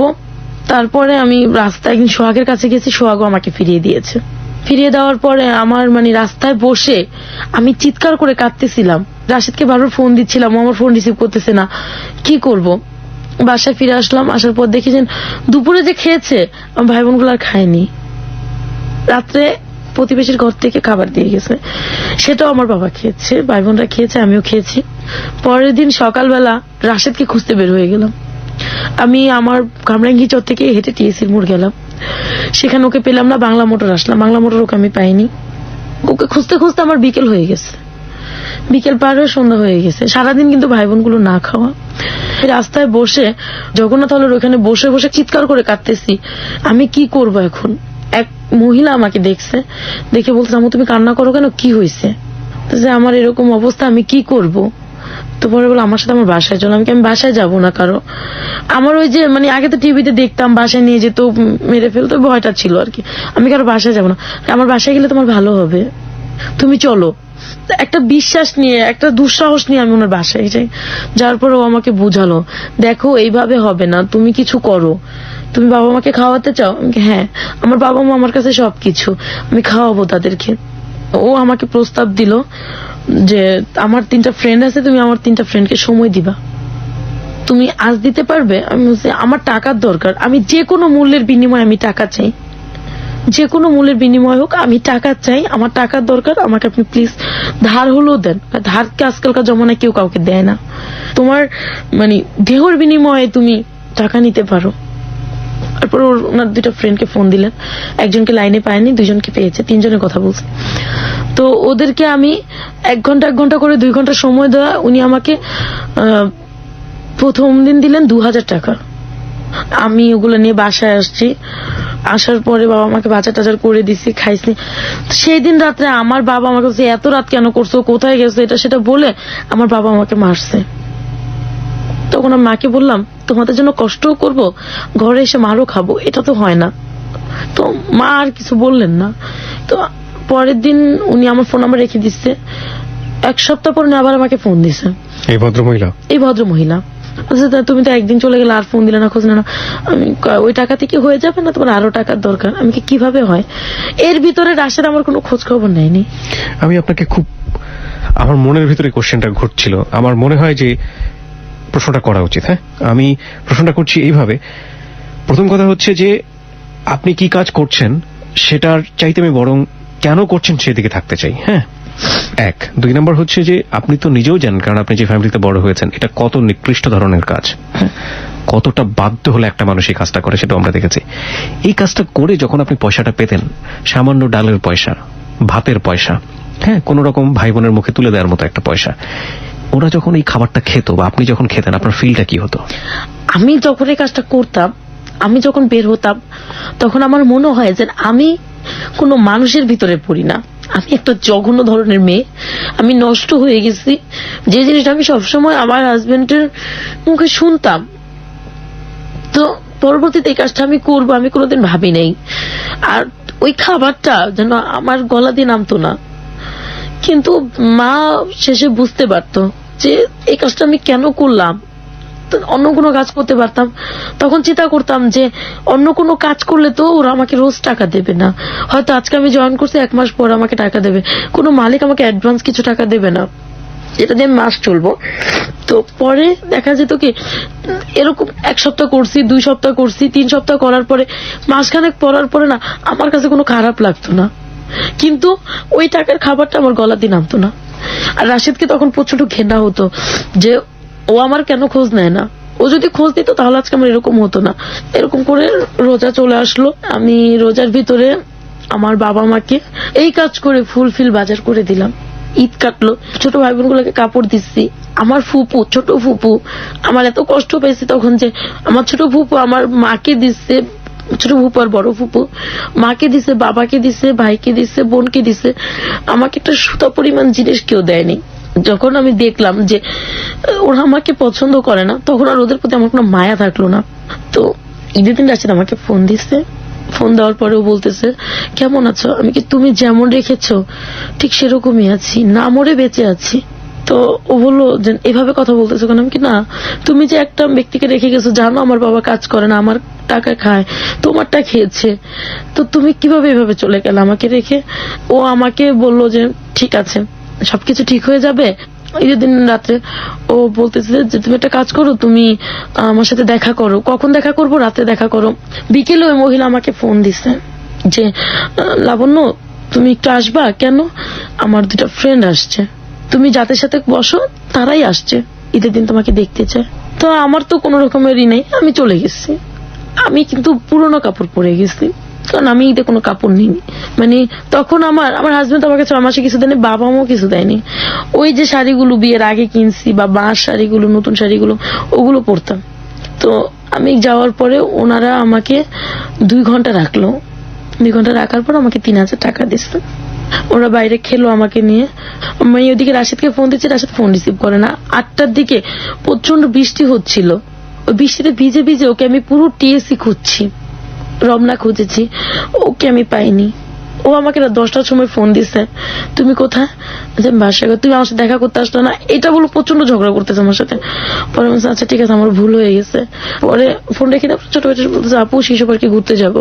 আর আমি আমার ছোট ভাই বোনদেরকে বাবা যে দেয় না সে অভাবটা বুঝতে দিতাম না। যেভাবেই হোক আমি ওদের সবাইকে বুঝায় রাখতাম যে না টাকা পয়সা আছে, খেতে পারবি, চলতে পারবি।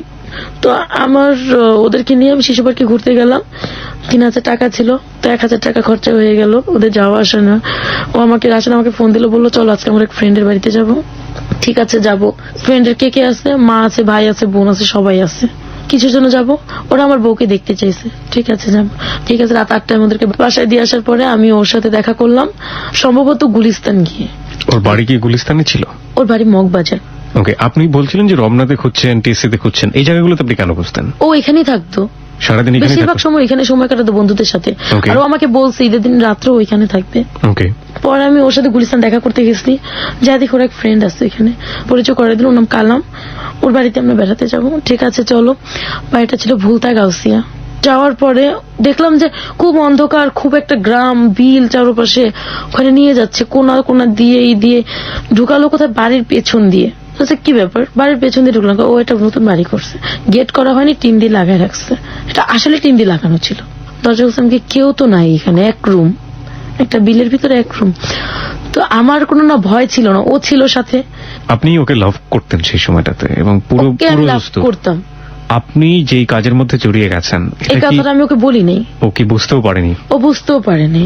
ওকে আমি বলতাম না, ও বুঝতে পারেনি। ও কারণ জিজ্ঞেস হচ্ছে করেনি যে এই আপনার- মাসটা ও আমাকে সময় দেয়নি। না, কিন্তু ওর তো সন্দেহ হওয়া বা জিজ্ঞেস করার একটা ব্যাপার ছিল যে টাকাগুলো কোথা থেকে কিছু আসছে। জিজ্ঞেস করে নেই। ও বলছে বাজার করছে, আমি কি কোন রকম করেছি, মিথ্যে বলেছি আমার সাথে। আপনার ফ্যামিলি বুঝতো না যে এই আমার কাজগুলো? মা বুঝতে পেরেছিল, পরে আমাকে জিজ্ঞেস করছে তুই এত টাকা করতে গেলে, আমি মার কাছে স্বীকার করছি। মা কি বলেছিল?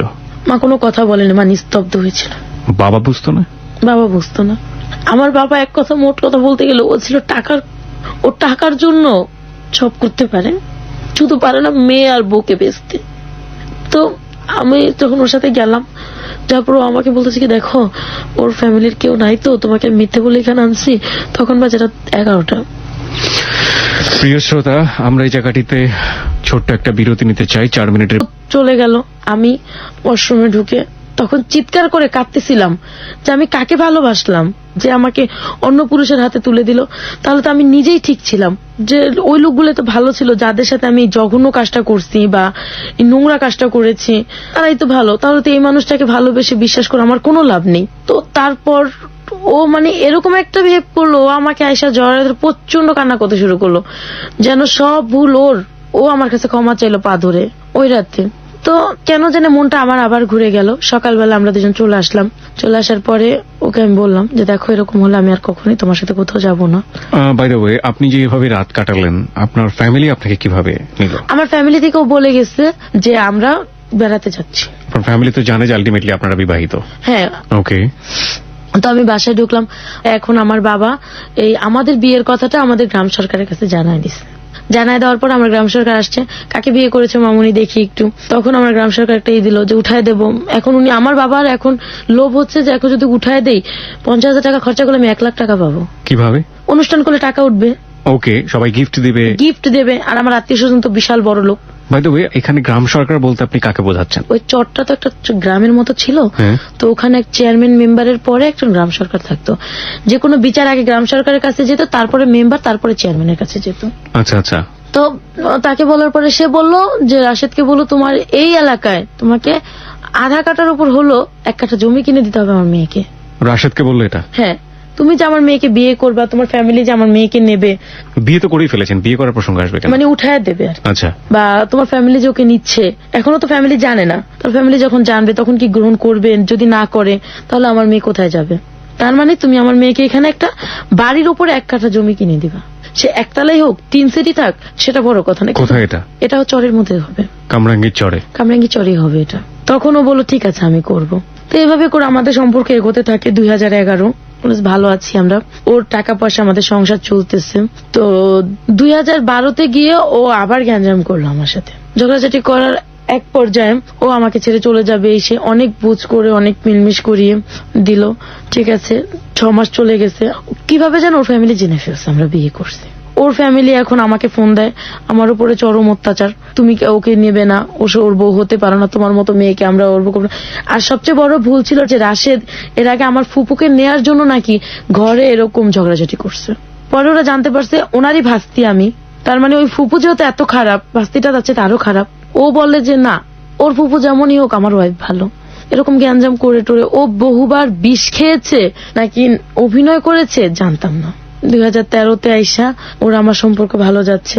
হঠাৎ করে ও আমাকে একদিন রাত্রে ফোন দিছে, আমি লন্ডন চলে যাচ্ছি, তুমি ভালো থাইকো, সুস্থ থাইকো।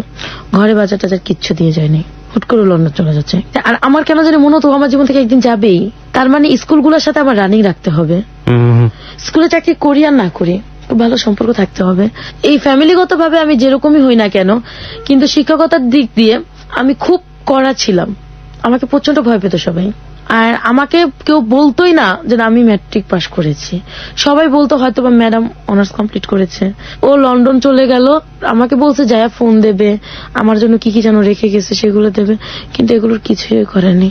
ও যাওয়ার সময় আমি চিৎকার করে কান্না করছি ফোনে, তুমি কিসের ভিতর আমাকে রেখে গেলা, কার কাছে থাকবো, আমি কিভাবে বাঁচবো।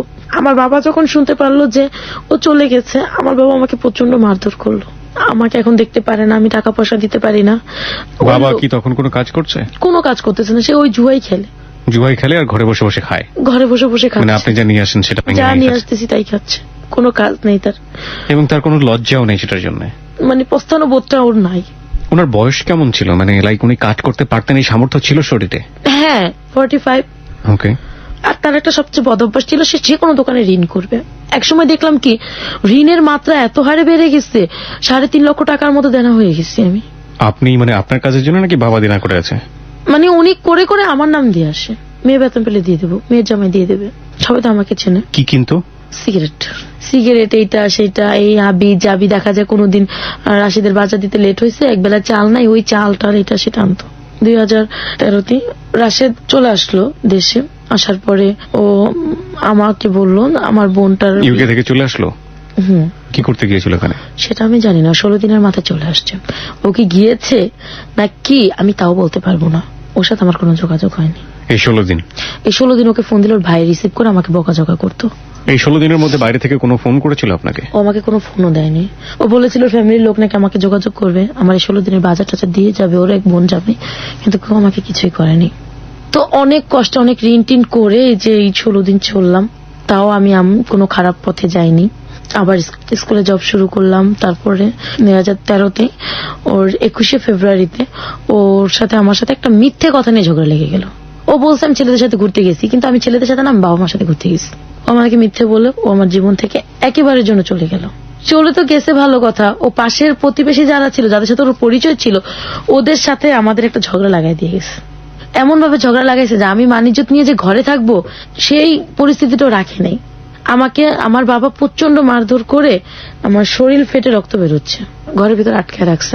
পরের দিন সকালে আমার মা আমাকে ঘর থেকে বের করে দিচ্ছে। বের করে দেওয়ার পরে আমার বাবা আমাকে কোনো ফোন দিত না, কথা বলতো না আমার সাথে। কোথায় গেলেন আপনি? ওখান থেকে আমি চলে গেছি তরিকুল স্যারের কাছে। তরিকুল স্যার আমাকে স্কুলে জব নিয়ে দিল। এখন থাকার ব্যবস্থা তো সে করে দেবে না। খুঁজতে খুঁজতে একটা বাড়ি পেলাম, যে বাড়িতে নাকি লজিং থাকে, কিন্তু অরিজিনালি আমি যাওয়ার পরে যেটা দেখলাম যে ওই বাড়িতে কোনো লজিং থাকা হয় না, ওই বাড়িতে ফেন্সিডিলের বিজনেস হয়। আমি ওই বাড়িতে উঠলাম, আমি সকালে যেতাম, রাত্রে আসতাম। তো ওই দিক থেকে আমি মাকেও টাকা পাঠাতে হচ্ছে আমার। তখনও বাবা কিছু করেন, আমি চলে আসার পরও। মা বাড়ি থেকে বের করে দিল, তারপর মাকে টাকা পাঠাচ্ছেন? হ্যাঁ, কারণ আমি যদি ওদের টাকা না পাঠাই, ভাই বোন গুলা কি খাবে, বাবা মা কি খাবে, এই সেন্সটা আমার সবসময় কাজ করতো। নয়তো আমি যেই পথে চলে গেছি আমার বোনটা ওই পথে চলে যাবে। ওকে, তারপরে আমি ওখানে উঠলাম। ওঠার পরে দেখলাম যে পরিস্থিতি ভালো, 3-4টা মেয়ে থাকে ওইখানে। মহিলাটাও খুব ভালো, আমাকে খুব আদর করলো। 15 দিন বাদে আমি দেখতে পেলাম ওরা যেন কি করে রুমের ভিতর। ওনার যে 2টা ছেলে ছিল আর ছেলের একটা বন্ধু ছিল, তারপর একটা ছেলে থাকতো এখানে। 4টা রুম ছিল। তো একটা রুম আমি 2টা মেয়েকে নিয়ে থাকতাম, আর একটা রুম স্বামী স্ত্রী থাকতাম, আর একটা রুম গেস্ট রুম ছিল, আর একটা ছেলেরা বন্ধু নিয়ে থাকতাম। তা আমি প্রথম এগুলো খেয়াল করতাম না, কারণ আমি সকালে যেতাম, বিকালে আসতাম, আমি স্কুলে জব করতেছি, টিউশনি করতেছি। তো ওদের এই জিনিসগুলো আমি 15-16 দিন পরে খেয়াল করি যে ওই মেয়েরা ওই গেস্ট রুমটার ভিতরে কি করে। তারপরে দেখা যায় যে ছেলেগুলো কি করে, এগুলা বোতল, ছোট ছোট বোতলগুলো কিসের, কারণ এই সমস্ত জিনিসের সাথে আমি আগে থেকে পরিচিত না। এগুলো জানার পরে আমি আস্তে আস্তে ওদের সম্পর্কে ডিটেলস খোঁজ নিতে থাকি। আমি ওদের সাথে খুব ফ্রি হয়ে যাই। ওরা তখন বলল ওইখানে ওদের নোংরা কাজ চলে, আর ছেলেগুলো ফেন্সিডিলের বিজনেস করে। এরপরে ওর যে দেবরটা, ওর দেবরের সাথে আমার খুব ভালো একটা সম্পর্ক হয়ে যায়, বন্ধুর মতো। দেবরটা আমার কাছে সব স্বীকার করে। দেবরটা এরকমও আমাকে জানাইছে যে ওরা এরকম মেয়েদেরকে লজিং রেখে এই কাজগুলো করে, আমাকে দিয়েও করাবে। তো আমি এগুলো বিশ্বাস করতে পারি নাই। ওরা করে কি, মেয়েদেরকে ঘুমের ওষুধ খাইয়ে তো এমন কিছু ডোজ দিয়ে দেয় যে ওগুলো মেয়েদেরকে যদি ওই রাতে এখান থেকে যদি মেরেও ফেলা হয়, মেয়েরা টের পাবে না, এরকম করা হয়। অথবা মেয়েদেরকে ঘুরতে যাওয়ার নাম করে যশোর বেনাপোলে নিয়ে গিয়ে ওদের শরীরের সাথে বা বউ সাজিয়ে ব্যাগের ভিতরে ফেন্সিডিল দিয়ে ওদেরকে আনা হয়। ওই যে ওর দেবরের সাথে আমি একদিন ঘুরতে, এটা হচ্ছে রায়ের বাজার বুদ্ধিজীবীর গদি ঘরে। তো আমি রায়ের বাজার বুদ্ধিজীবীতে ঘুরতে গিয়ে আমার এরকমটি ছিল যে আমি সব শ্রেণীর লোকেদের সাথে খুব ভালোভাবে মিশতে পারি। তো আমি ওই র্যাবের সাথে পরিচয় হলো আমার। কিছু র্যাব ছিল এখানে। আমার চিন্তা ভাবনা ছিল আমি প্রশাসনের সাহায্য নেব, ওরা যেহেতু আমাকে এরকম করবে। র্যাবের সাথে পরিচিত হলাম, কথা বললাম। তো ওর ভিতরে একটা র্যাব ছিল, নাম ছিল শাকিল। তো ও খুব ভালো ছিল। আর একটা নাম ছিল শাহিন, আর একটা সাব্বির। তো সাব্বির আমাকে দেখে খুব পছন্দ করলো, ওরা আমার সাথে ফ্রেন্ডশিপ হয়ে গেল। 3-4 দিন পরে সাব্বিরকে আমি বললাম, সাব্বির এরকম হয়েছে, বাসায় ওরা পেন্সিল বিক্রি করতেছে, আমাকে ওরা বিক্রি করে দিতে চাচ্ছে। তো সংক্ষেপে ওদেরকে বলছি। ওকে, আমার মোবাইল ছিল না, ওই মহিলার মোবাইলকে আমি আপা বলতাম, ওর নাম ছিল লাকি আপা, লাকি আপার মোবাইল দিয়ে আমি বললাম, ওরা বলছে তোমার সাথে দেখা করি। তো সেই দিন বিকেলে আমাকে জানানো হলো যে আমাকে ওরা নাকি দৌলদিয়া নামে একটা ঘাট আছে, সেখানে ওরা 3.5 লক্ষ টাকা বিক্রি করে দিছে। তারপরে আরেক জায়গায় এই ঢাকাতেই পুরানা পল্টনে ওদের এক মামার কাছে 75,000 টাকায় 15 দিনের জন্য বিক্রি করে দিছে। মাই গড। তো যেদিন রাত্রে আমাকে ওরা নিয়ে যাবে, আমি জানি না ওদিন রাত্রে ওরা আমাকে নিয়ে যাবে, ওর দেবরা এসে আমাকে বলতেছে যে তুমি যদি এখান থেকে না যাও, তুমি কালকে আর পৃথিবীতে সূর্য দেখবে না। কেন এরকম হয়েছে, তোমাকে ওরা নিয়ে যাবে দৌলতিয়া ঘাটে 15 দিন পরে, আর আজকে রাত্রে তোমাকে ওরা বলে নিয়ে যাবে। এর আগে আমি র্যাবকে বলে রাখছি সবকিছু, এরকম করবে ওরা, তুমি আমাকে প্লিজ বাঁচাও। তো সকালবেলা আমি শুনলাম ওরা আমাকে বলতে জানিস তোর ভাইয়া তো পুরানা পল্টন গেছে, ওর হাজবেন্ড আবার ওর সাথে রাগ করে চলে গেছে, তো তোর ভাইয়া তো চলে গেছে, তো ভাইকে আমরা আনতে যাবো পুরানা পল্টন, তুই কি যাবি আমাদের সাথে? আমি বললাম দেখি কি করতে পারি। এর মধ্যে ওই র্যাবকে ফোন দিছে ওই লোকের নাম হচ্ছে মিন্টু। মিন্টু ফোন দিয়ে বলছে ওকে কিন্তু নিয়ে যাবে একটু পরে। ঘন্টাখানিকের মধ্যে ওরা ওইখানে ফোর্স নিয়ে চলে গেছে। যাওয়ার পরে এখানে বলতেছে কি হচ্ছে, এখানে কিছুই হচ্ছে না, ঘর চেক করবো। ঘর চেক করে ওরা প্রায় 50 বোতলের মতো ফেন্সিডিল পাইছে। মানে এরকম একটা মুহূর্ত আসছে যে ওর ঘরে ওর গেস্ট আছে মেয়েদের সাথে, তো ওই অবস্থা ওকে ধরছে। মিন্টু আবার সকালেই চলে গেছে, ওই খবর দিয়ে চলে গেছে। ওরা আমাকে নিয়ে উত্তরা চলে গেল, ওই র্যাব উত্তরে গিয়ে মিন্টু রাতে দিয়ে দিল। মিন্টু আবার আমার ফ্যামিলিকে জানাইলো, আমার বাবা বলছে ওই মেয়েকে কোনোদিন ঘরে তুলবা না, তাই আমার মা সেদিন আমাকে গ্রহণ করে নেয়নি। মিন্টু আমাকে এক রাত ওর এক ফ্রেন্ডের বাসায় রাখছে, খুব ভদ্রভাবে খুব সম্মানের সাথে রাখছে। ওর ওয়াইফ বলে ও ছিল না, ও বলছে আমি রেখেছি, আমি একটু ঢাকার বাইরে যাচ্ছি। পরের দিন ও এই কামরাঙ্গি চড়ে এসে জালুয়ারি চৌরাস্তা আছে একটা, ওখানে এসে আমার জন্য বাসা খুঁজে বের করছে একদিনে। আমি এখানে উঠলাম। তারপরে একদিন আমার মা আমাকে ফোন দিয়ে খুব কান্নাকাটি করতেছে, 2013 এপ্রিলে খুব কান্নাকাটি করতেছে, ঘরে খাবার নেই না সেটা। তো পরে আমি কি করবো, তো আমার কাছে তখন টাকা ছিল, আমি ওকে টাকা দিয়ে দিলাম, ওরা খাবার টাবারই করছে। প্রতি মাসে টিউশনি করে যে টাকা বেতন পাই ওর থেকে ওদেরকে দিয়ে দিই, ওর থেকে আমি রাখি।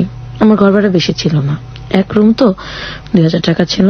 আমি কষ্ট করে চলতাম, ওদেরকে আমি কষ্ট দিতে দিতাম না। আমার বাবা অসুস্থ ছিল, তাকে আমি চিকিৎসা টাকা দিয়েছি, ভাই বোনদেরকে দেখেছি। দেখার পরে দেখা যায় কি আমি না কেমন যেন একটা দিন দিন এই যে রোদ্রে ঘুরতে, তারপরে এগুলো করতে করতে বৃষ্টিতে ভিজে আমি অসুস্থ হয়ে পড়ছি। এখন আমি ওই বাসায় থাকতে পারতেছি না, বাসা চেঞ্জ করে ফেললাম। বাসা চেঞ্জ করে আরেক বাসায় গেছি, সেখানে আমি খুব অসুস্থ। এর ভিতরে এক স্কুল টিচারের সাথে আমার পরিচয় হয়েছে, তার বয়স 50-এর উপরে। তো ভালোই কথাটা বলতো, ফোন টোন দিত না, কম কথা বলতাম। তো ওনার সাথে জাস্ট এমনি কথাটা হতো, দেখা করতো আমার সাথে।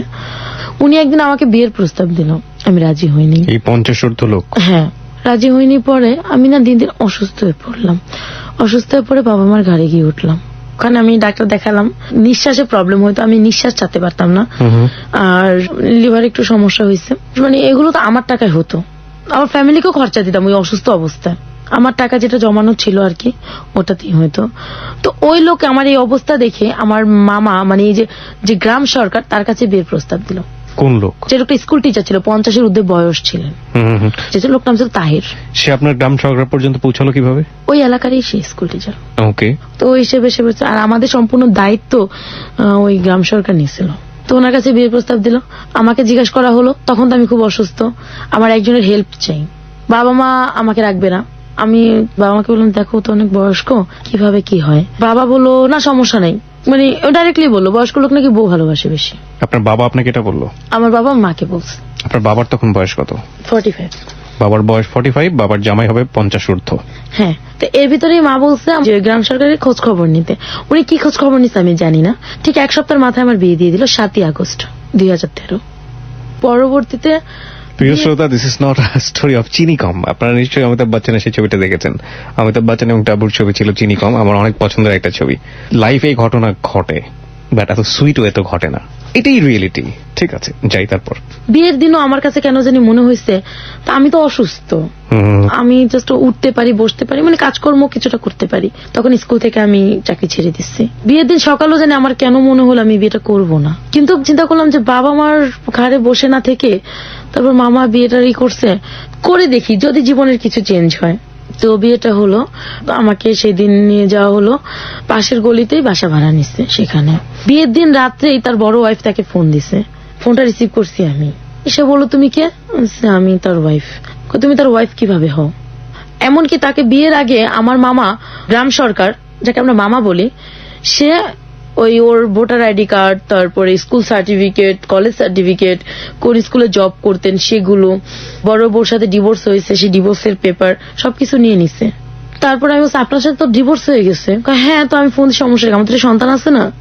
ভালো কথা, সন্তান আছে যেহেতু, আমি সেও তার কিছু বলিনি। ওনার সাথে কথা বলছে 1 দিন 2 দিন 3 দিন। আমি তো অসুস্থ, যেটা সত্যি কথা বলতে কি আমার হাজবেন্ডের সাথে আমার কোনো সম্পর্কই ছিল না, মানে পরে যে বিয়েটা হয়েছে আমার স্বামী স্ত্রী সম্পর্ক, এক্স্যাক্টলি এক্সিস্টিং যে রিলেশনশিপ। হ্যাঁ, স্বামী স্ত্রীর কোনো সম্পর্কই তার সাথে ছিল না, কারণ আমি অসুস্থ। তার ভিতরে তার ওয়াইফ ফোন দিছে, এটা আমার বিবেকে বাজছে, কেন ফোন দেবে? এভাবে করে তার সাথে প্রায় 1 সপ্তাহ কেটে গেল। 1 সপ্তাহ কেটে যাওয়ার পর তার আরেকটা ওয়াইফ আমাকে ফোন দিছে। তখন আমি মানে তার ফোনে আমি ইউজ করি। তো আমি বললাম আপনি কে? তো ওর নাম ছিল রনি। আমি রনি না ননি জানি, চিটাগং বাড়ি তাদের, চিটাগং থেকে ননি বলছি। তো আপনি কাকে চান? বললাম তাহেরকে চাই। তা আপনি কি হন? আমি ওর ওয়াইফ। কিভাবে হলো? সাথে সাথে আমি বললাম কিভাবে হলো, কারণ যেহেতু তার এক ওয়াইফ ডিভোর্স প্রাপ্ত, আমি আছি, তো আমি দ্বিতীয় ওয়াইফ, তার আর কোনো ওয়াইফ নেই। আপনি কে তাহলে? আপনি যাকে বিয়ে করেছেন তার আমি এক ওয়াইফ, আপনি তৃতীয় ওয়াইফ, আমি দ্বিতীয় ওয়াইফ। উনিও ডিভোর্স? না। তো আমি বললাম আপনি আমাকে কেন ফোন দিচ্ছেন? আমি বাবা মাকে সবকিছু জানাইছি, মামাকে সবকিছু জানাইছি, তাকে বলছি সমস্যা কি, সে গ্রামে থাকবে আপনি ঢাকায় থাকবেন, এইভাবে সে আমাকে বললো। আমি এভাবে ঘর করতে পারবো না, যেহেতু মানে আপনার সাথে আমার সাথে স্বামী স্ত্রীর কোনো সম্পর্ক নাই, সেহেতু আপনার সাথে আমি ঘর করতে পারছি না। নামমাত্র স্বামী স্ত্রী? হ্যাঁ, নামমাত্র স্বামী স্ত্রী, এটাই রিয়েল ছিল আর কি। তো আমার খুব একটা সন্দেহ হতো, তার ওয়াইফ ফোন দিত, কথাবার্তা বলতো, বড় ওয়াইফ ফোন দিত, দুজনেই আমার সাথে কথা বলতো। হঠাৎ একদিন 15 দিন যাওয়ার পরে তার সেকেন্ড ওয়াইফ আমাকে বলল সে নাকি লাইগ্রেশন করা, যেটা একটা পুরুষ করলে তার কখনই কোনো সন্তান আসবে না। আমি একটা অল্প বয়সের মেয়ে, আমি কিভাবে এটা মেনে নেই? আমার সন্তান থাকবে না, আর সন্তান থাকবে না এই জিনিসটা আমি কখনোই মানতে পারিনি। এইগুলো নিয়ে ঢটরমটর করতে করতে গ্যাঞ্জাম হচ্ছিল। মা আমার কাছে, গ্রাম সরকারকে বিচার দিলাম। সবাই বললো যে এই মেয়েকে আপনি কি করলেন, এই মেয়েকে আপনি কেন জীবনটা নষ্ট করলেন? আপনি জানতেন আপনি লাইগ্রেশন করা, আপনি কেন মেয়ে? ওর এক কথাই বলতো যেন ও সন্তান আনুক, পালতে আনুক। আপনার হাজবেন্ড? হ্যাঁ, ও সন্তান পালতে আনবে, আমি তাকে মানুষ করবো। আমি কোনোদিন না, আমি যেহেতু মা হওয়ার ক্ষমতা রাখি, সেহেতু আমি একটা সন্তান পালতে আনতে পারি না। এই জিনিসটা আমার কাছে ঘোর নাকচ ছিল যে আমি পালতে আনবোই না। তো এরকম করে তার সাথে ঘটর মটর করে আমার 1.5 মাস গেছে। যাওয়ার পরে আমি বললাম যে আমি আপনার সাথে ঘর করবো না বলছি। পরে সে আমাকে প্রচন্ড মারধর করলো। আমার সবচেয়ে কষ্ট লাগতো ওইখানে যে সে কোনো বাজার করতো না ঘরে। 1 কেজি চাল, 1 কেজি আলু, একটু ডাল, একটু ডিম আর মরিচ, এছাড়া সে কিছুই আনতো না। এগুলো খেতে খেতে এক সময় আমি অসুস্থ হয়ে পড়লাম। আমার আবার সেই গ্যাস্ট্রিকের প্রবলেমটা দেখা দিল, আর আমার নিঃশ্বাস ছাড়তে খুব কষ্ট হতো। আমি খুব অসুস্থ, আমি বিছানা থেকে উঠতে পারি না। তারপর একদিন খুব শক্তি করে উঠে আমি তার সাথে প্রচন্ড ঝগড়া করলাম, আমি আপনার সাথে ঘর করবো না, আমি কিভাবে বাঁচবো এইভাবে। তারপরে সে বলল তুই কেন থাকতে পারবি না? তুই থাকতে হবে তোকে, তোর বাবা মার কাছ থেকে। বাবা মার নাই, কোত্থেকে আনবো? বাবা মারও দুঃসাহ জীবনযাপন কাটাচ্ছে, কারণ আমি দিচ্ছি না তাদেরকে, আমি কোত্থেকে দেবো? সে আমাকে মারধর করলো, প্রচন্ড মারধর করে। ঘরে একটা লাঠি ছিল আমার, লাঠিটা দিয়ে আমাকে পেটানোর পর আমি সেন্সলেস হয়ে গেছি। তারপর ও বাইরে দিয়ে দরজা লাগিয়ে ও চলে গেছে চিটাগং। হ্যাঁ, তো পরবর্তীতে মানে সে আমার বাবা মাকে কোনো খবর দেয়নি, পাশের ভাড়াটিকে কোনো খবর দেয়নি, সে চলে গেছে। তখন আমি সারাদিন আমার মাকে আমি ফোন না গিয়েছি, তখন আমার মা আমাকে খোঁজ নিতে আসছে। আসার পর দেখে আমার দরজা লাগানো, সে ভাবছে আমি বাইরে গেছি, দ্বিতীয়বার চলে গেছে। কিন্তু সবচেয়ে আশ্চর্যজনক বিষয় হচ্ছিল যে আমার বাবা তখন একটা সমিতির সাথে যুক্ত ছিল, সেই সমিতিটা ছিল আমার ফ্ল্যাটের পাশের ফ্ল্যাটে। কিন্তু আমার বাবা ওই যে দরজা তালা মারা দেখছে, সেজন্য আসে যেতে পারেনি। আমার হাজবেন্ড যে ওই যে ভাড়াটার চাবি দিয়ে গেছিল, এটা আবার তারা জানতো না। ভাড়াটা বলছে আমিও বেরিয়েছি, হাজবেন্ডও বেরিয়েছে, তাই হাজবেন্ড চাবি দিয়ে গেছে। তো চাবি দেওয়ার সময় তাকে কিছু বলে যায়নি যে ঘরের মধ্যে আপনি আছেন? না, সে চাবি দিয়ে চলে গেছে, আমি বাইরে চলে যাচ্ছি, তার মানে তার আগে আমি চলে গেছি, এরকমটা একটা মিনিং করে গেছে। পরে উনি জিজ্ঞাসা করছে ও কোথায়, জানি না, মনে হয় কোথাও গেছে।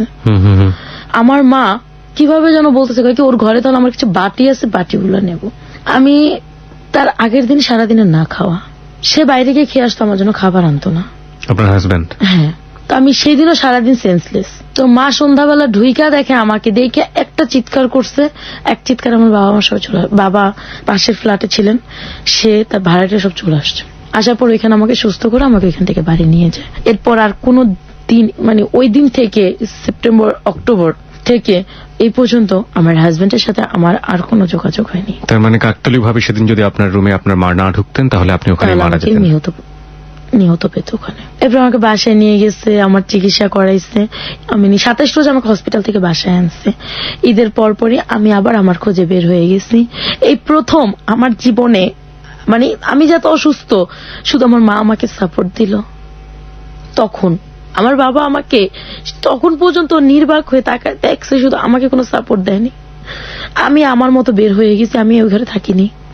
ঈদের পরপরে আমি বের হয়ে বাসা ভাড়া নিয়ে আমার মতো চলে গেছি। চলে যাওয়ার পরে আমার এক ভাইয়া আমাকে বললো আমি একটা বাসা চিনি, তুই তো এই লাইনে আছিস। ভাইয়া বুঝতে পারছো আর কি আছিস, তুই আমার একটা বাসা চিনি, তুই ওখানে চল। ওখানে যাওয়ার পরে আমাকে ওই আন্টি দুটা লোকের সাথে পরিচয় করাই দিচ্ছে। প্রথম দিন যাওয়ার পর সে আমাকে রাখেনি, পরের দিন আমাকে বলছে তোকে ফোন দেবো, সে আমাকে ফোন দিছে। ফোন দেওয়ার পরে আমি গেছি, যাওয়ার পর একটা লোক, সে খুব ভালো চাকরি করে, একটা লোকের সাথে পরিচয় করাই দিছে। বলছে তুমি তাকে সময় দাও, সে তোমাকে খুশি করে দেবে। তখন কিন্তু আমি অভাবে অবস্থায়, অনটন অবস্থায়, বাবা মারও দুঃসহ অবস্থা। বাবা মা যে সমিতির সাথে আছে, বাবা সেই সমিতি টাকা আটকে গেছে, ঘরে চাল নেই, মা ফোন দিয়ে কান্নাকাটি করছে। মানে এত কষ্ট পেয়েছি যে মানে নিজে অশান্তিতে ছিলাম, কখনো বাবা মা ভাই বোনকে অশান্তি দেখায়নি, কষ্ট দেখায়নি। সেখানে আমি সময় কাটানোর পরে সেই দিন আমাকে ওরা দিয়েছে 2000 টাকা। আমি 1000 টাকা নিজের জন্য রাখছি, 1000 টাকা বাসায় পাঠিয়ে দিচ্ছি, ওরা ওদের মতো চলছে। এরপরে 3-4 দিন পরে আন্টি আমাকে আবার ডাকছে, তখন দেখা হয়েছে আমার সাথে এক ডক্টরের সাথে। এক ডক্টর, তখন সে মানে আমার সবকিছু শুনলো। তখন সে আমাকে বলল যে তুমি আমাকে কথা দাও যে তুমি কখনো অন্য কাউকে সময় দেবে না, তুমি আমাকেই সময় দেবে, এমনকি তোমার যা কিছু দরকার ভরণ পোষণ সম্পূর্ণ আমি দেব। নভেম্বর ডিসেম্বরের ঘটনা, সে এই কথাটা বলছে। বলার পরে আমি তার কথা বিশ্বাস করতাম না, তা আমি তো অনেককে দেখছি। তখন আন্টি আমাকে বললো তুমি ওর কথা বিশ্বাস করো। তখন এই 2 জন লোকের সাথে আমার ঘুরে ফিরে তাদেরকে সময় দিয়ে আমার সংসার টিকতো, এমনকি আমার ফ্যামিলি চলতো, এমনকি আমার স্কুলে শিক্ষকতাটাও চলতো। পরে দেখা গেছে যে তার কথা আমি আন্টির ভরসা পেয়ে আমি ওকে, আন্টি আমাকে, হ্যাঁ আমি তার বাসায় গিয়ে আমি একটা নোংরা পরিবেশে জড়াইছি আবার দ্বিতীয়বার, কিন্তু সে আমাকে নিজের মেয়ের চেয়ে বেশি ভালোবাসছে। সব সময় একটা ভালো ডিসিশন দিছে, ভালো কথা বলছে। এই আন্টির সাথে আপনার পরিচয় হলো কিভাবে? আমার ওই ভাইয়া আমাকে নিয়ে গেছে ওই বাসায়। কোন ভাইয়া? আমার একটা ভাইয়া ছিল আর কি। কোন ভাইয়া এটা? এটা আমাদের এলাকার একটা উনি ছেলে। আপনার সম্পর্কে এই ব্যাপারে জানতো যে যেহেতু উনি বাসাটা নিয়ে গেছে, মানে আপনার ওখানে একটা পারপাস সার্ভ হবে, তার মানে এই উনি ভাইয়া- আমার এই ব্যাপারটাকে ধারণা করে আমাকে জিজ্ঞাসা করছে, আমি স্বীকার করছি তার কাছে। সেও আমাকে হেল্প করতো বিনা স্বার্থে।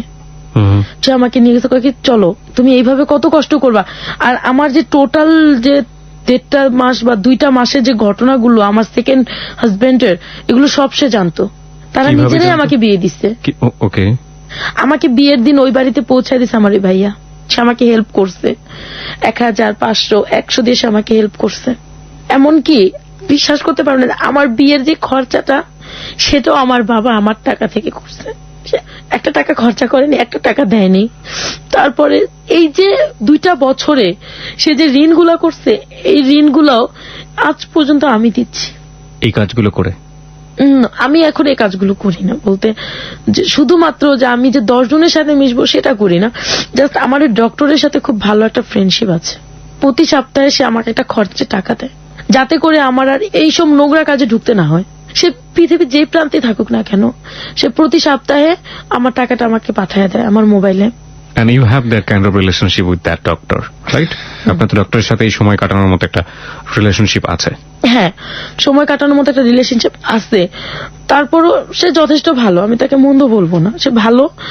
তারপরে দেখা যায় আর যে রিলেশনটা, আমি এখন বর্তমানে আমার একটা স্টেশনারি আছে, বইয়ের লাইব্রেরি। উনি যখন আমাকে হেল্প করতেছিলেন তখন উনি আমাকে বললো যে তুমি কিছু একটা করো, শুধু মাস্টারি দিয়ে তোমার হবে না, তুমি মাস্টারিটা ছেড়ে দাও, তুমি কিছু একটা করো।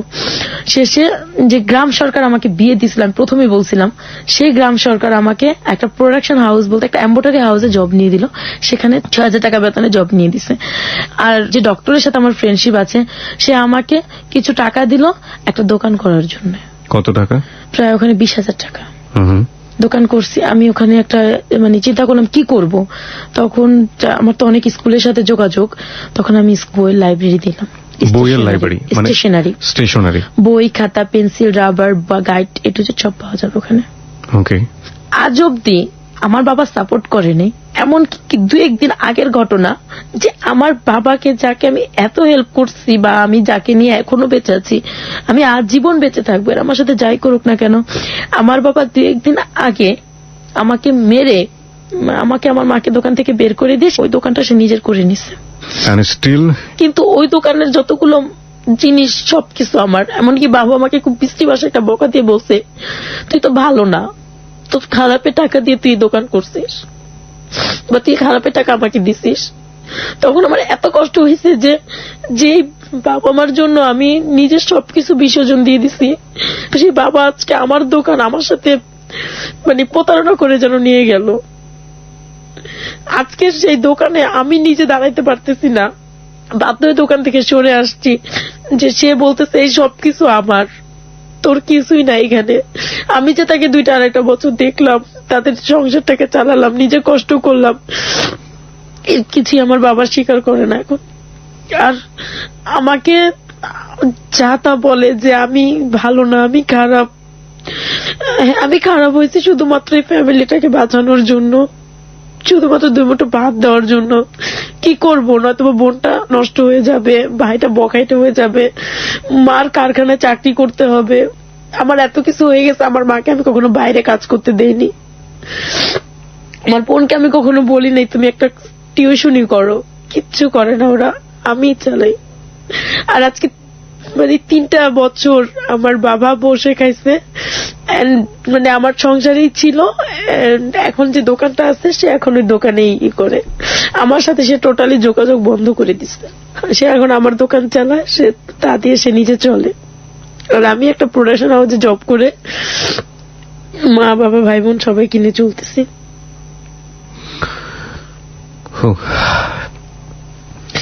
মানে খুব কষ্ট পেয়েছি যখন সে আমাকে বলছে আমি খারাপ, সে যখন আমাকে মারধর করে বের করে দিছে, এই নিয়ে 3য়-বার সে আমাকে ঘর থেকে বের করে দিছে।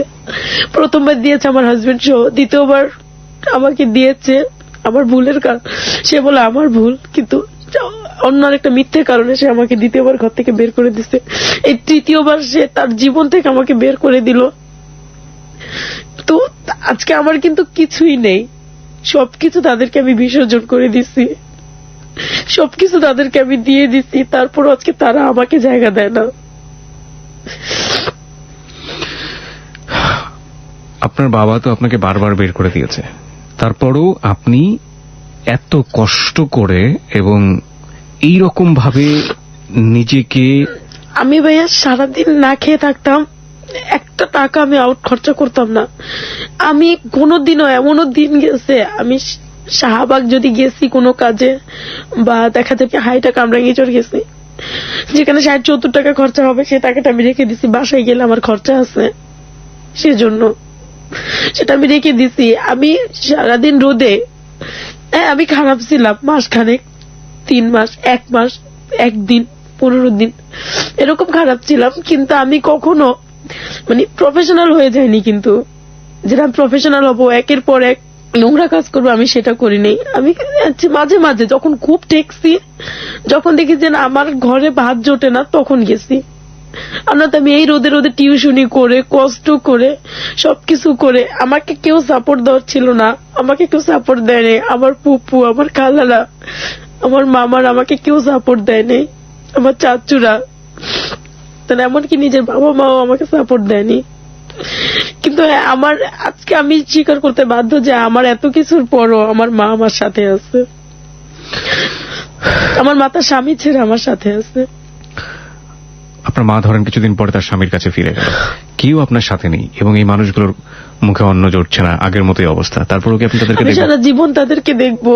আমি যদি কারো জীবনেও যাই, কারো সংসারেও যাই, তারপরও আমি তাদেরকেই দেখবো। আমার সবকিছু ফেলে আমি আমার এই বোনটা, যতদিন আমার বোনটার বিয়ে না হচ্ছে, যতদিন আমার ভাইটার বড় না হচ্ছে, কাজের ব্যবস্থা না হচ্ছে, ততদিন আমার মা যতদিন বেঁচে আছে, আমি ততদিন তাদেরকে দেখবো। এই সমাজে ভালো লোকের মানুষের সংখ্যাও বেশি, কিন্তু তারা অনেক বেশি সাইলেন্স থাকে। আজকে আপনি হ্যালো 8920 তে এসে আপনার জীবনের যে কথাগুলো আপনি বললেন, এই কথাগুলোই তো অনেক সময় নেগেটিভ হয়ে যেতে পারে আপনার বোনের বিয়ের জন্য। আপনি এটা কখনো ভেবেছেন?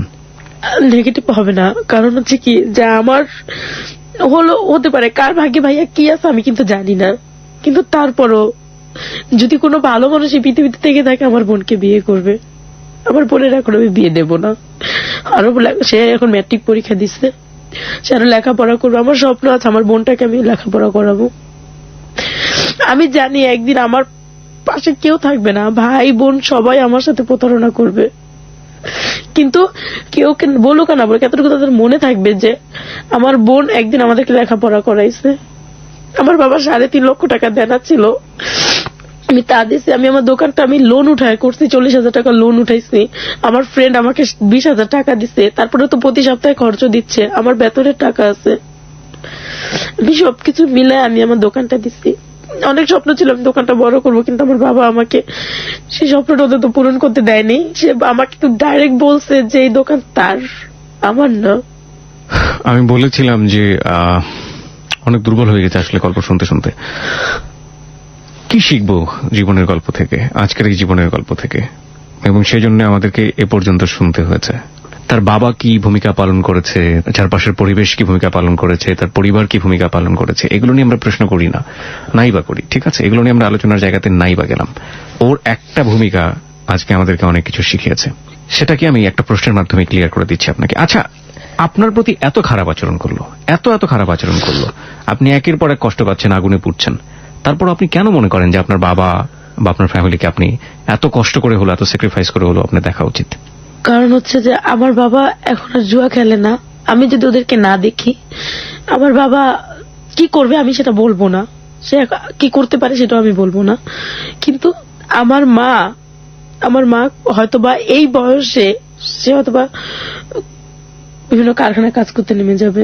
আমার বোনটা হয়তোবা টাকার জন্য আমার বোনটাকে চাপ দেওয়া হবে আমার মতো, আমাকে যেরকম আমার বাবা দিয়েছে যে তুমি এত বড় হয়েছো, তুমি কেন বেকার করে বসে খাও, তো হয়তোবা চাপ দেওয়া হবে। কিন্তু আমার বোনটা তখন দেখা যাবে কি কোনো পথ পাবে না, আমার মতো এরকম হয়ে যাবে। আমি চাই না আমার বোনটা হোক, আমি চাই না আমার ছোট ভাইটা টাকার জন্য সন্ত্রাসী হোক, আমার ছোট ভাইটা বখাটে রাস্তার ছেলে হোক, কেউ ওকে খারাপ ভাষায় বকা দেখ যে তুই বখাটে ছেলে, তুই খারাপ, বা আমার বোনটাকে বকা দেখ কেউ, আমি কিচ্ছু চাই না। আমি চাই ওরা সবসময় সুখে থাকবে, সবসময় ভালো থাকবে। প্রিয় শ্রোতা, এই হচ্ছে লেসন, এই হচ্ছে লাবণ্যের জীবনের গল্প। রবীন্দ্রনাথের শেষের কবিতার লাবণ্য নয়, একেবারে এই সমাজের, প্রান্তিক সমাজের খেটে খাওয়া এবং সমাজ যাকে তার নামের যে অর্থ বা মাধুর্য, সেই মাধুর্যের মতো করে বড় করতে পারে না, সেই রকম একজন লাবণ্য, তার জীবনের গল্প। কোনো কমেন্টসই করতে চাই না, কারণ আপনারা যারা শুনছেন তারা প্রত্যেকেই নিজের জায়গাটা থেকে প্রচন্ড রকমের বিজ্ঞ। আমরা শুধু প্রত্যাশা করতে পারি লাবণ্য যে ভবিষ্যৎ স্বপ্নটা দেখে, সেই স্বপ্নের মধ্যে সে নিজে নেই, সেই স্বপ্নের মধ্যে এখনো তার পরিবার, যে পরিবার তাকে ঠিকমতো বড় হতে দেয়নি, সেই পরিবারের মঙ্গল হোক, তাহলে হয়তো লাবণ্যের বিজয় হবে।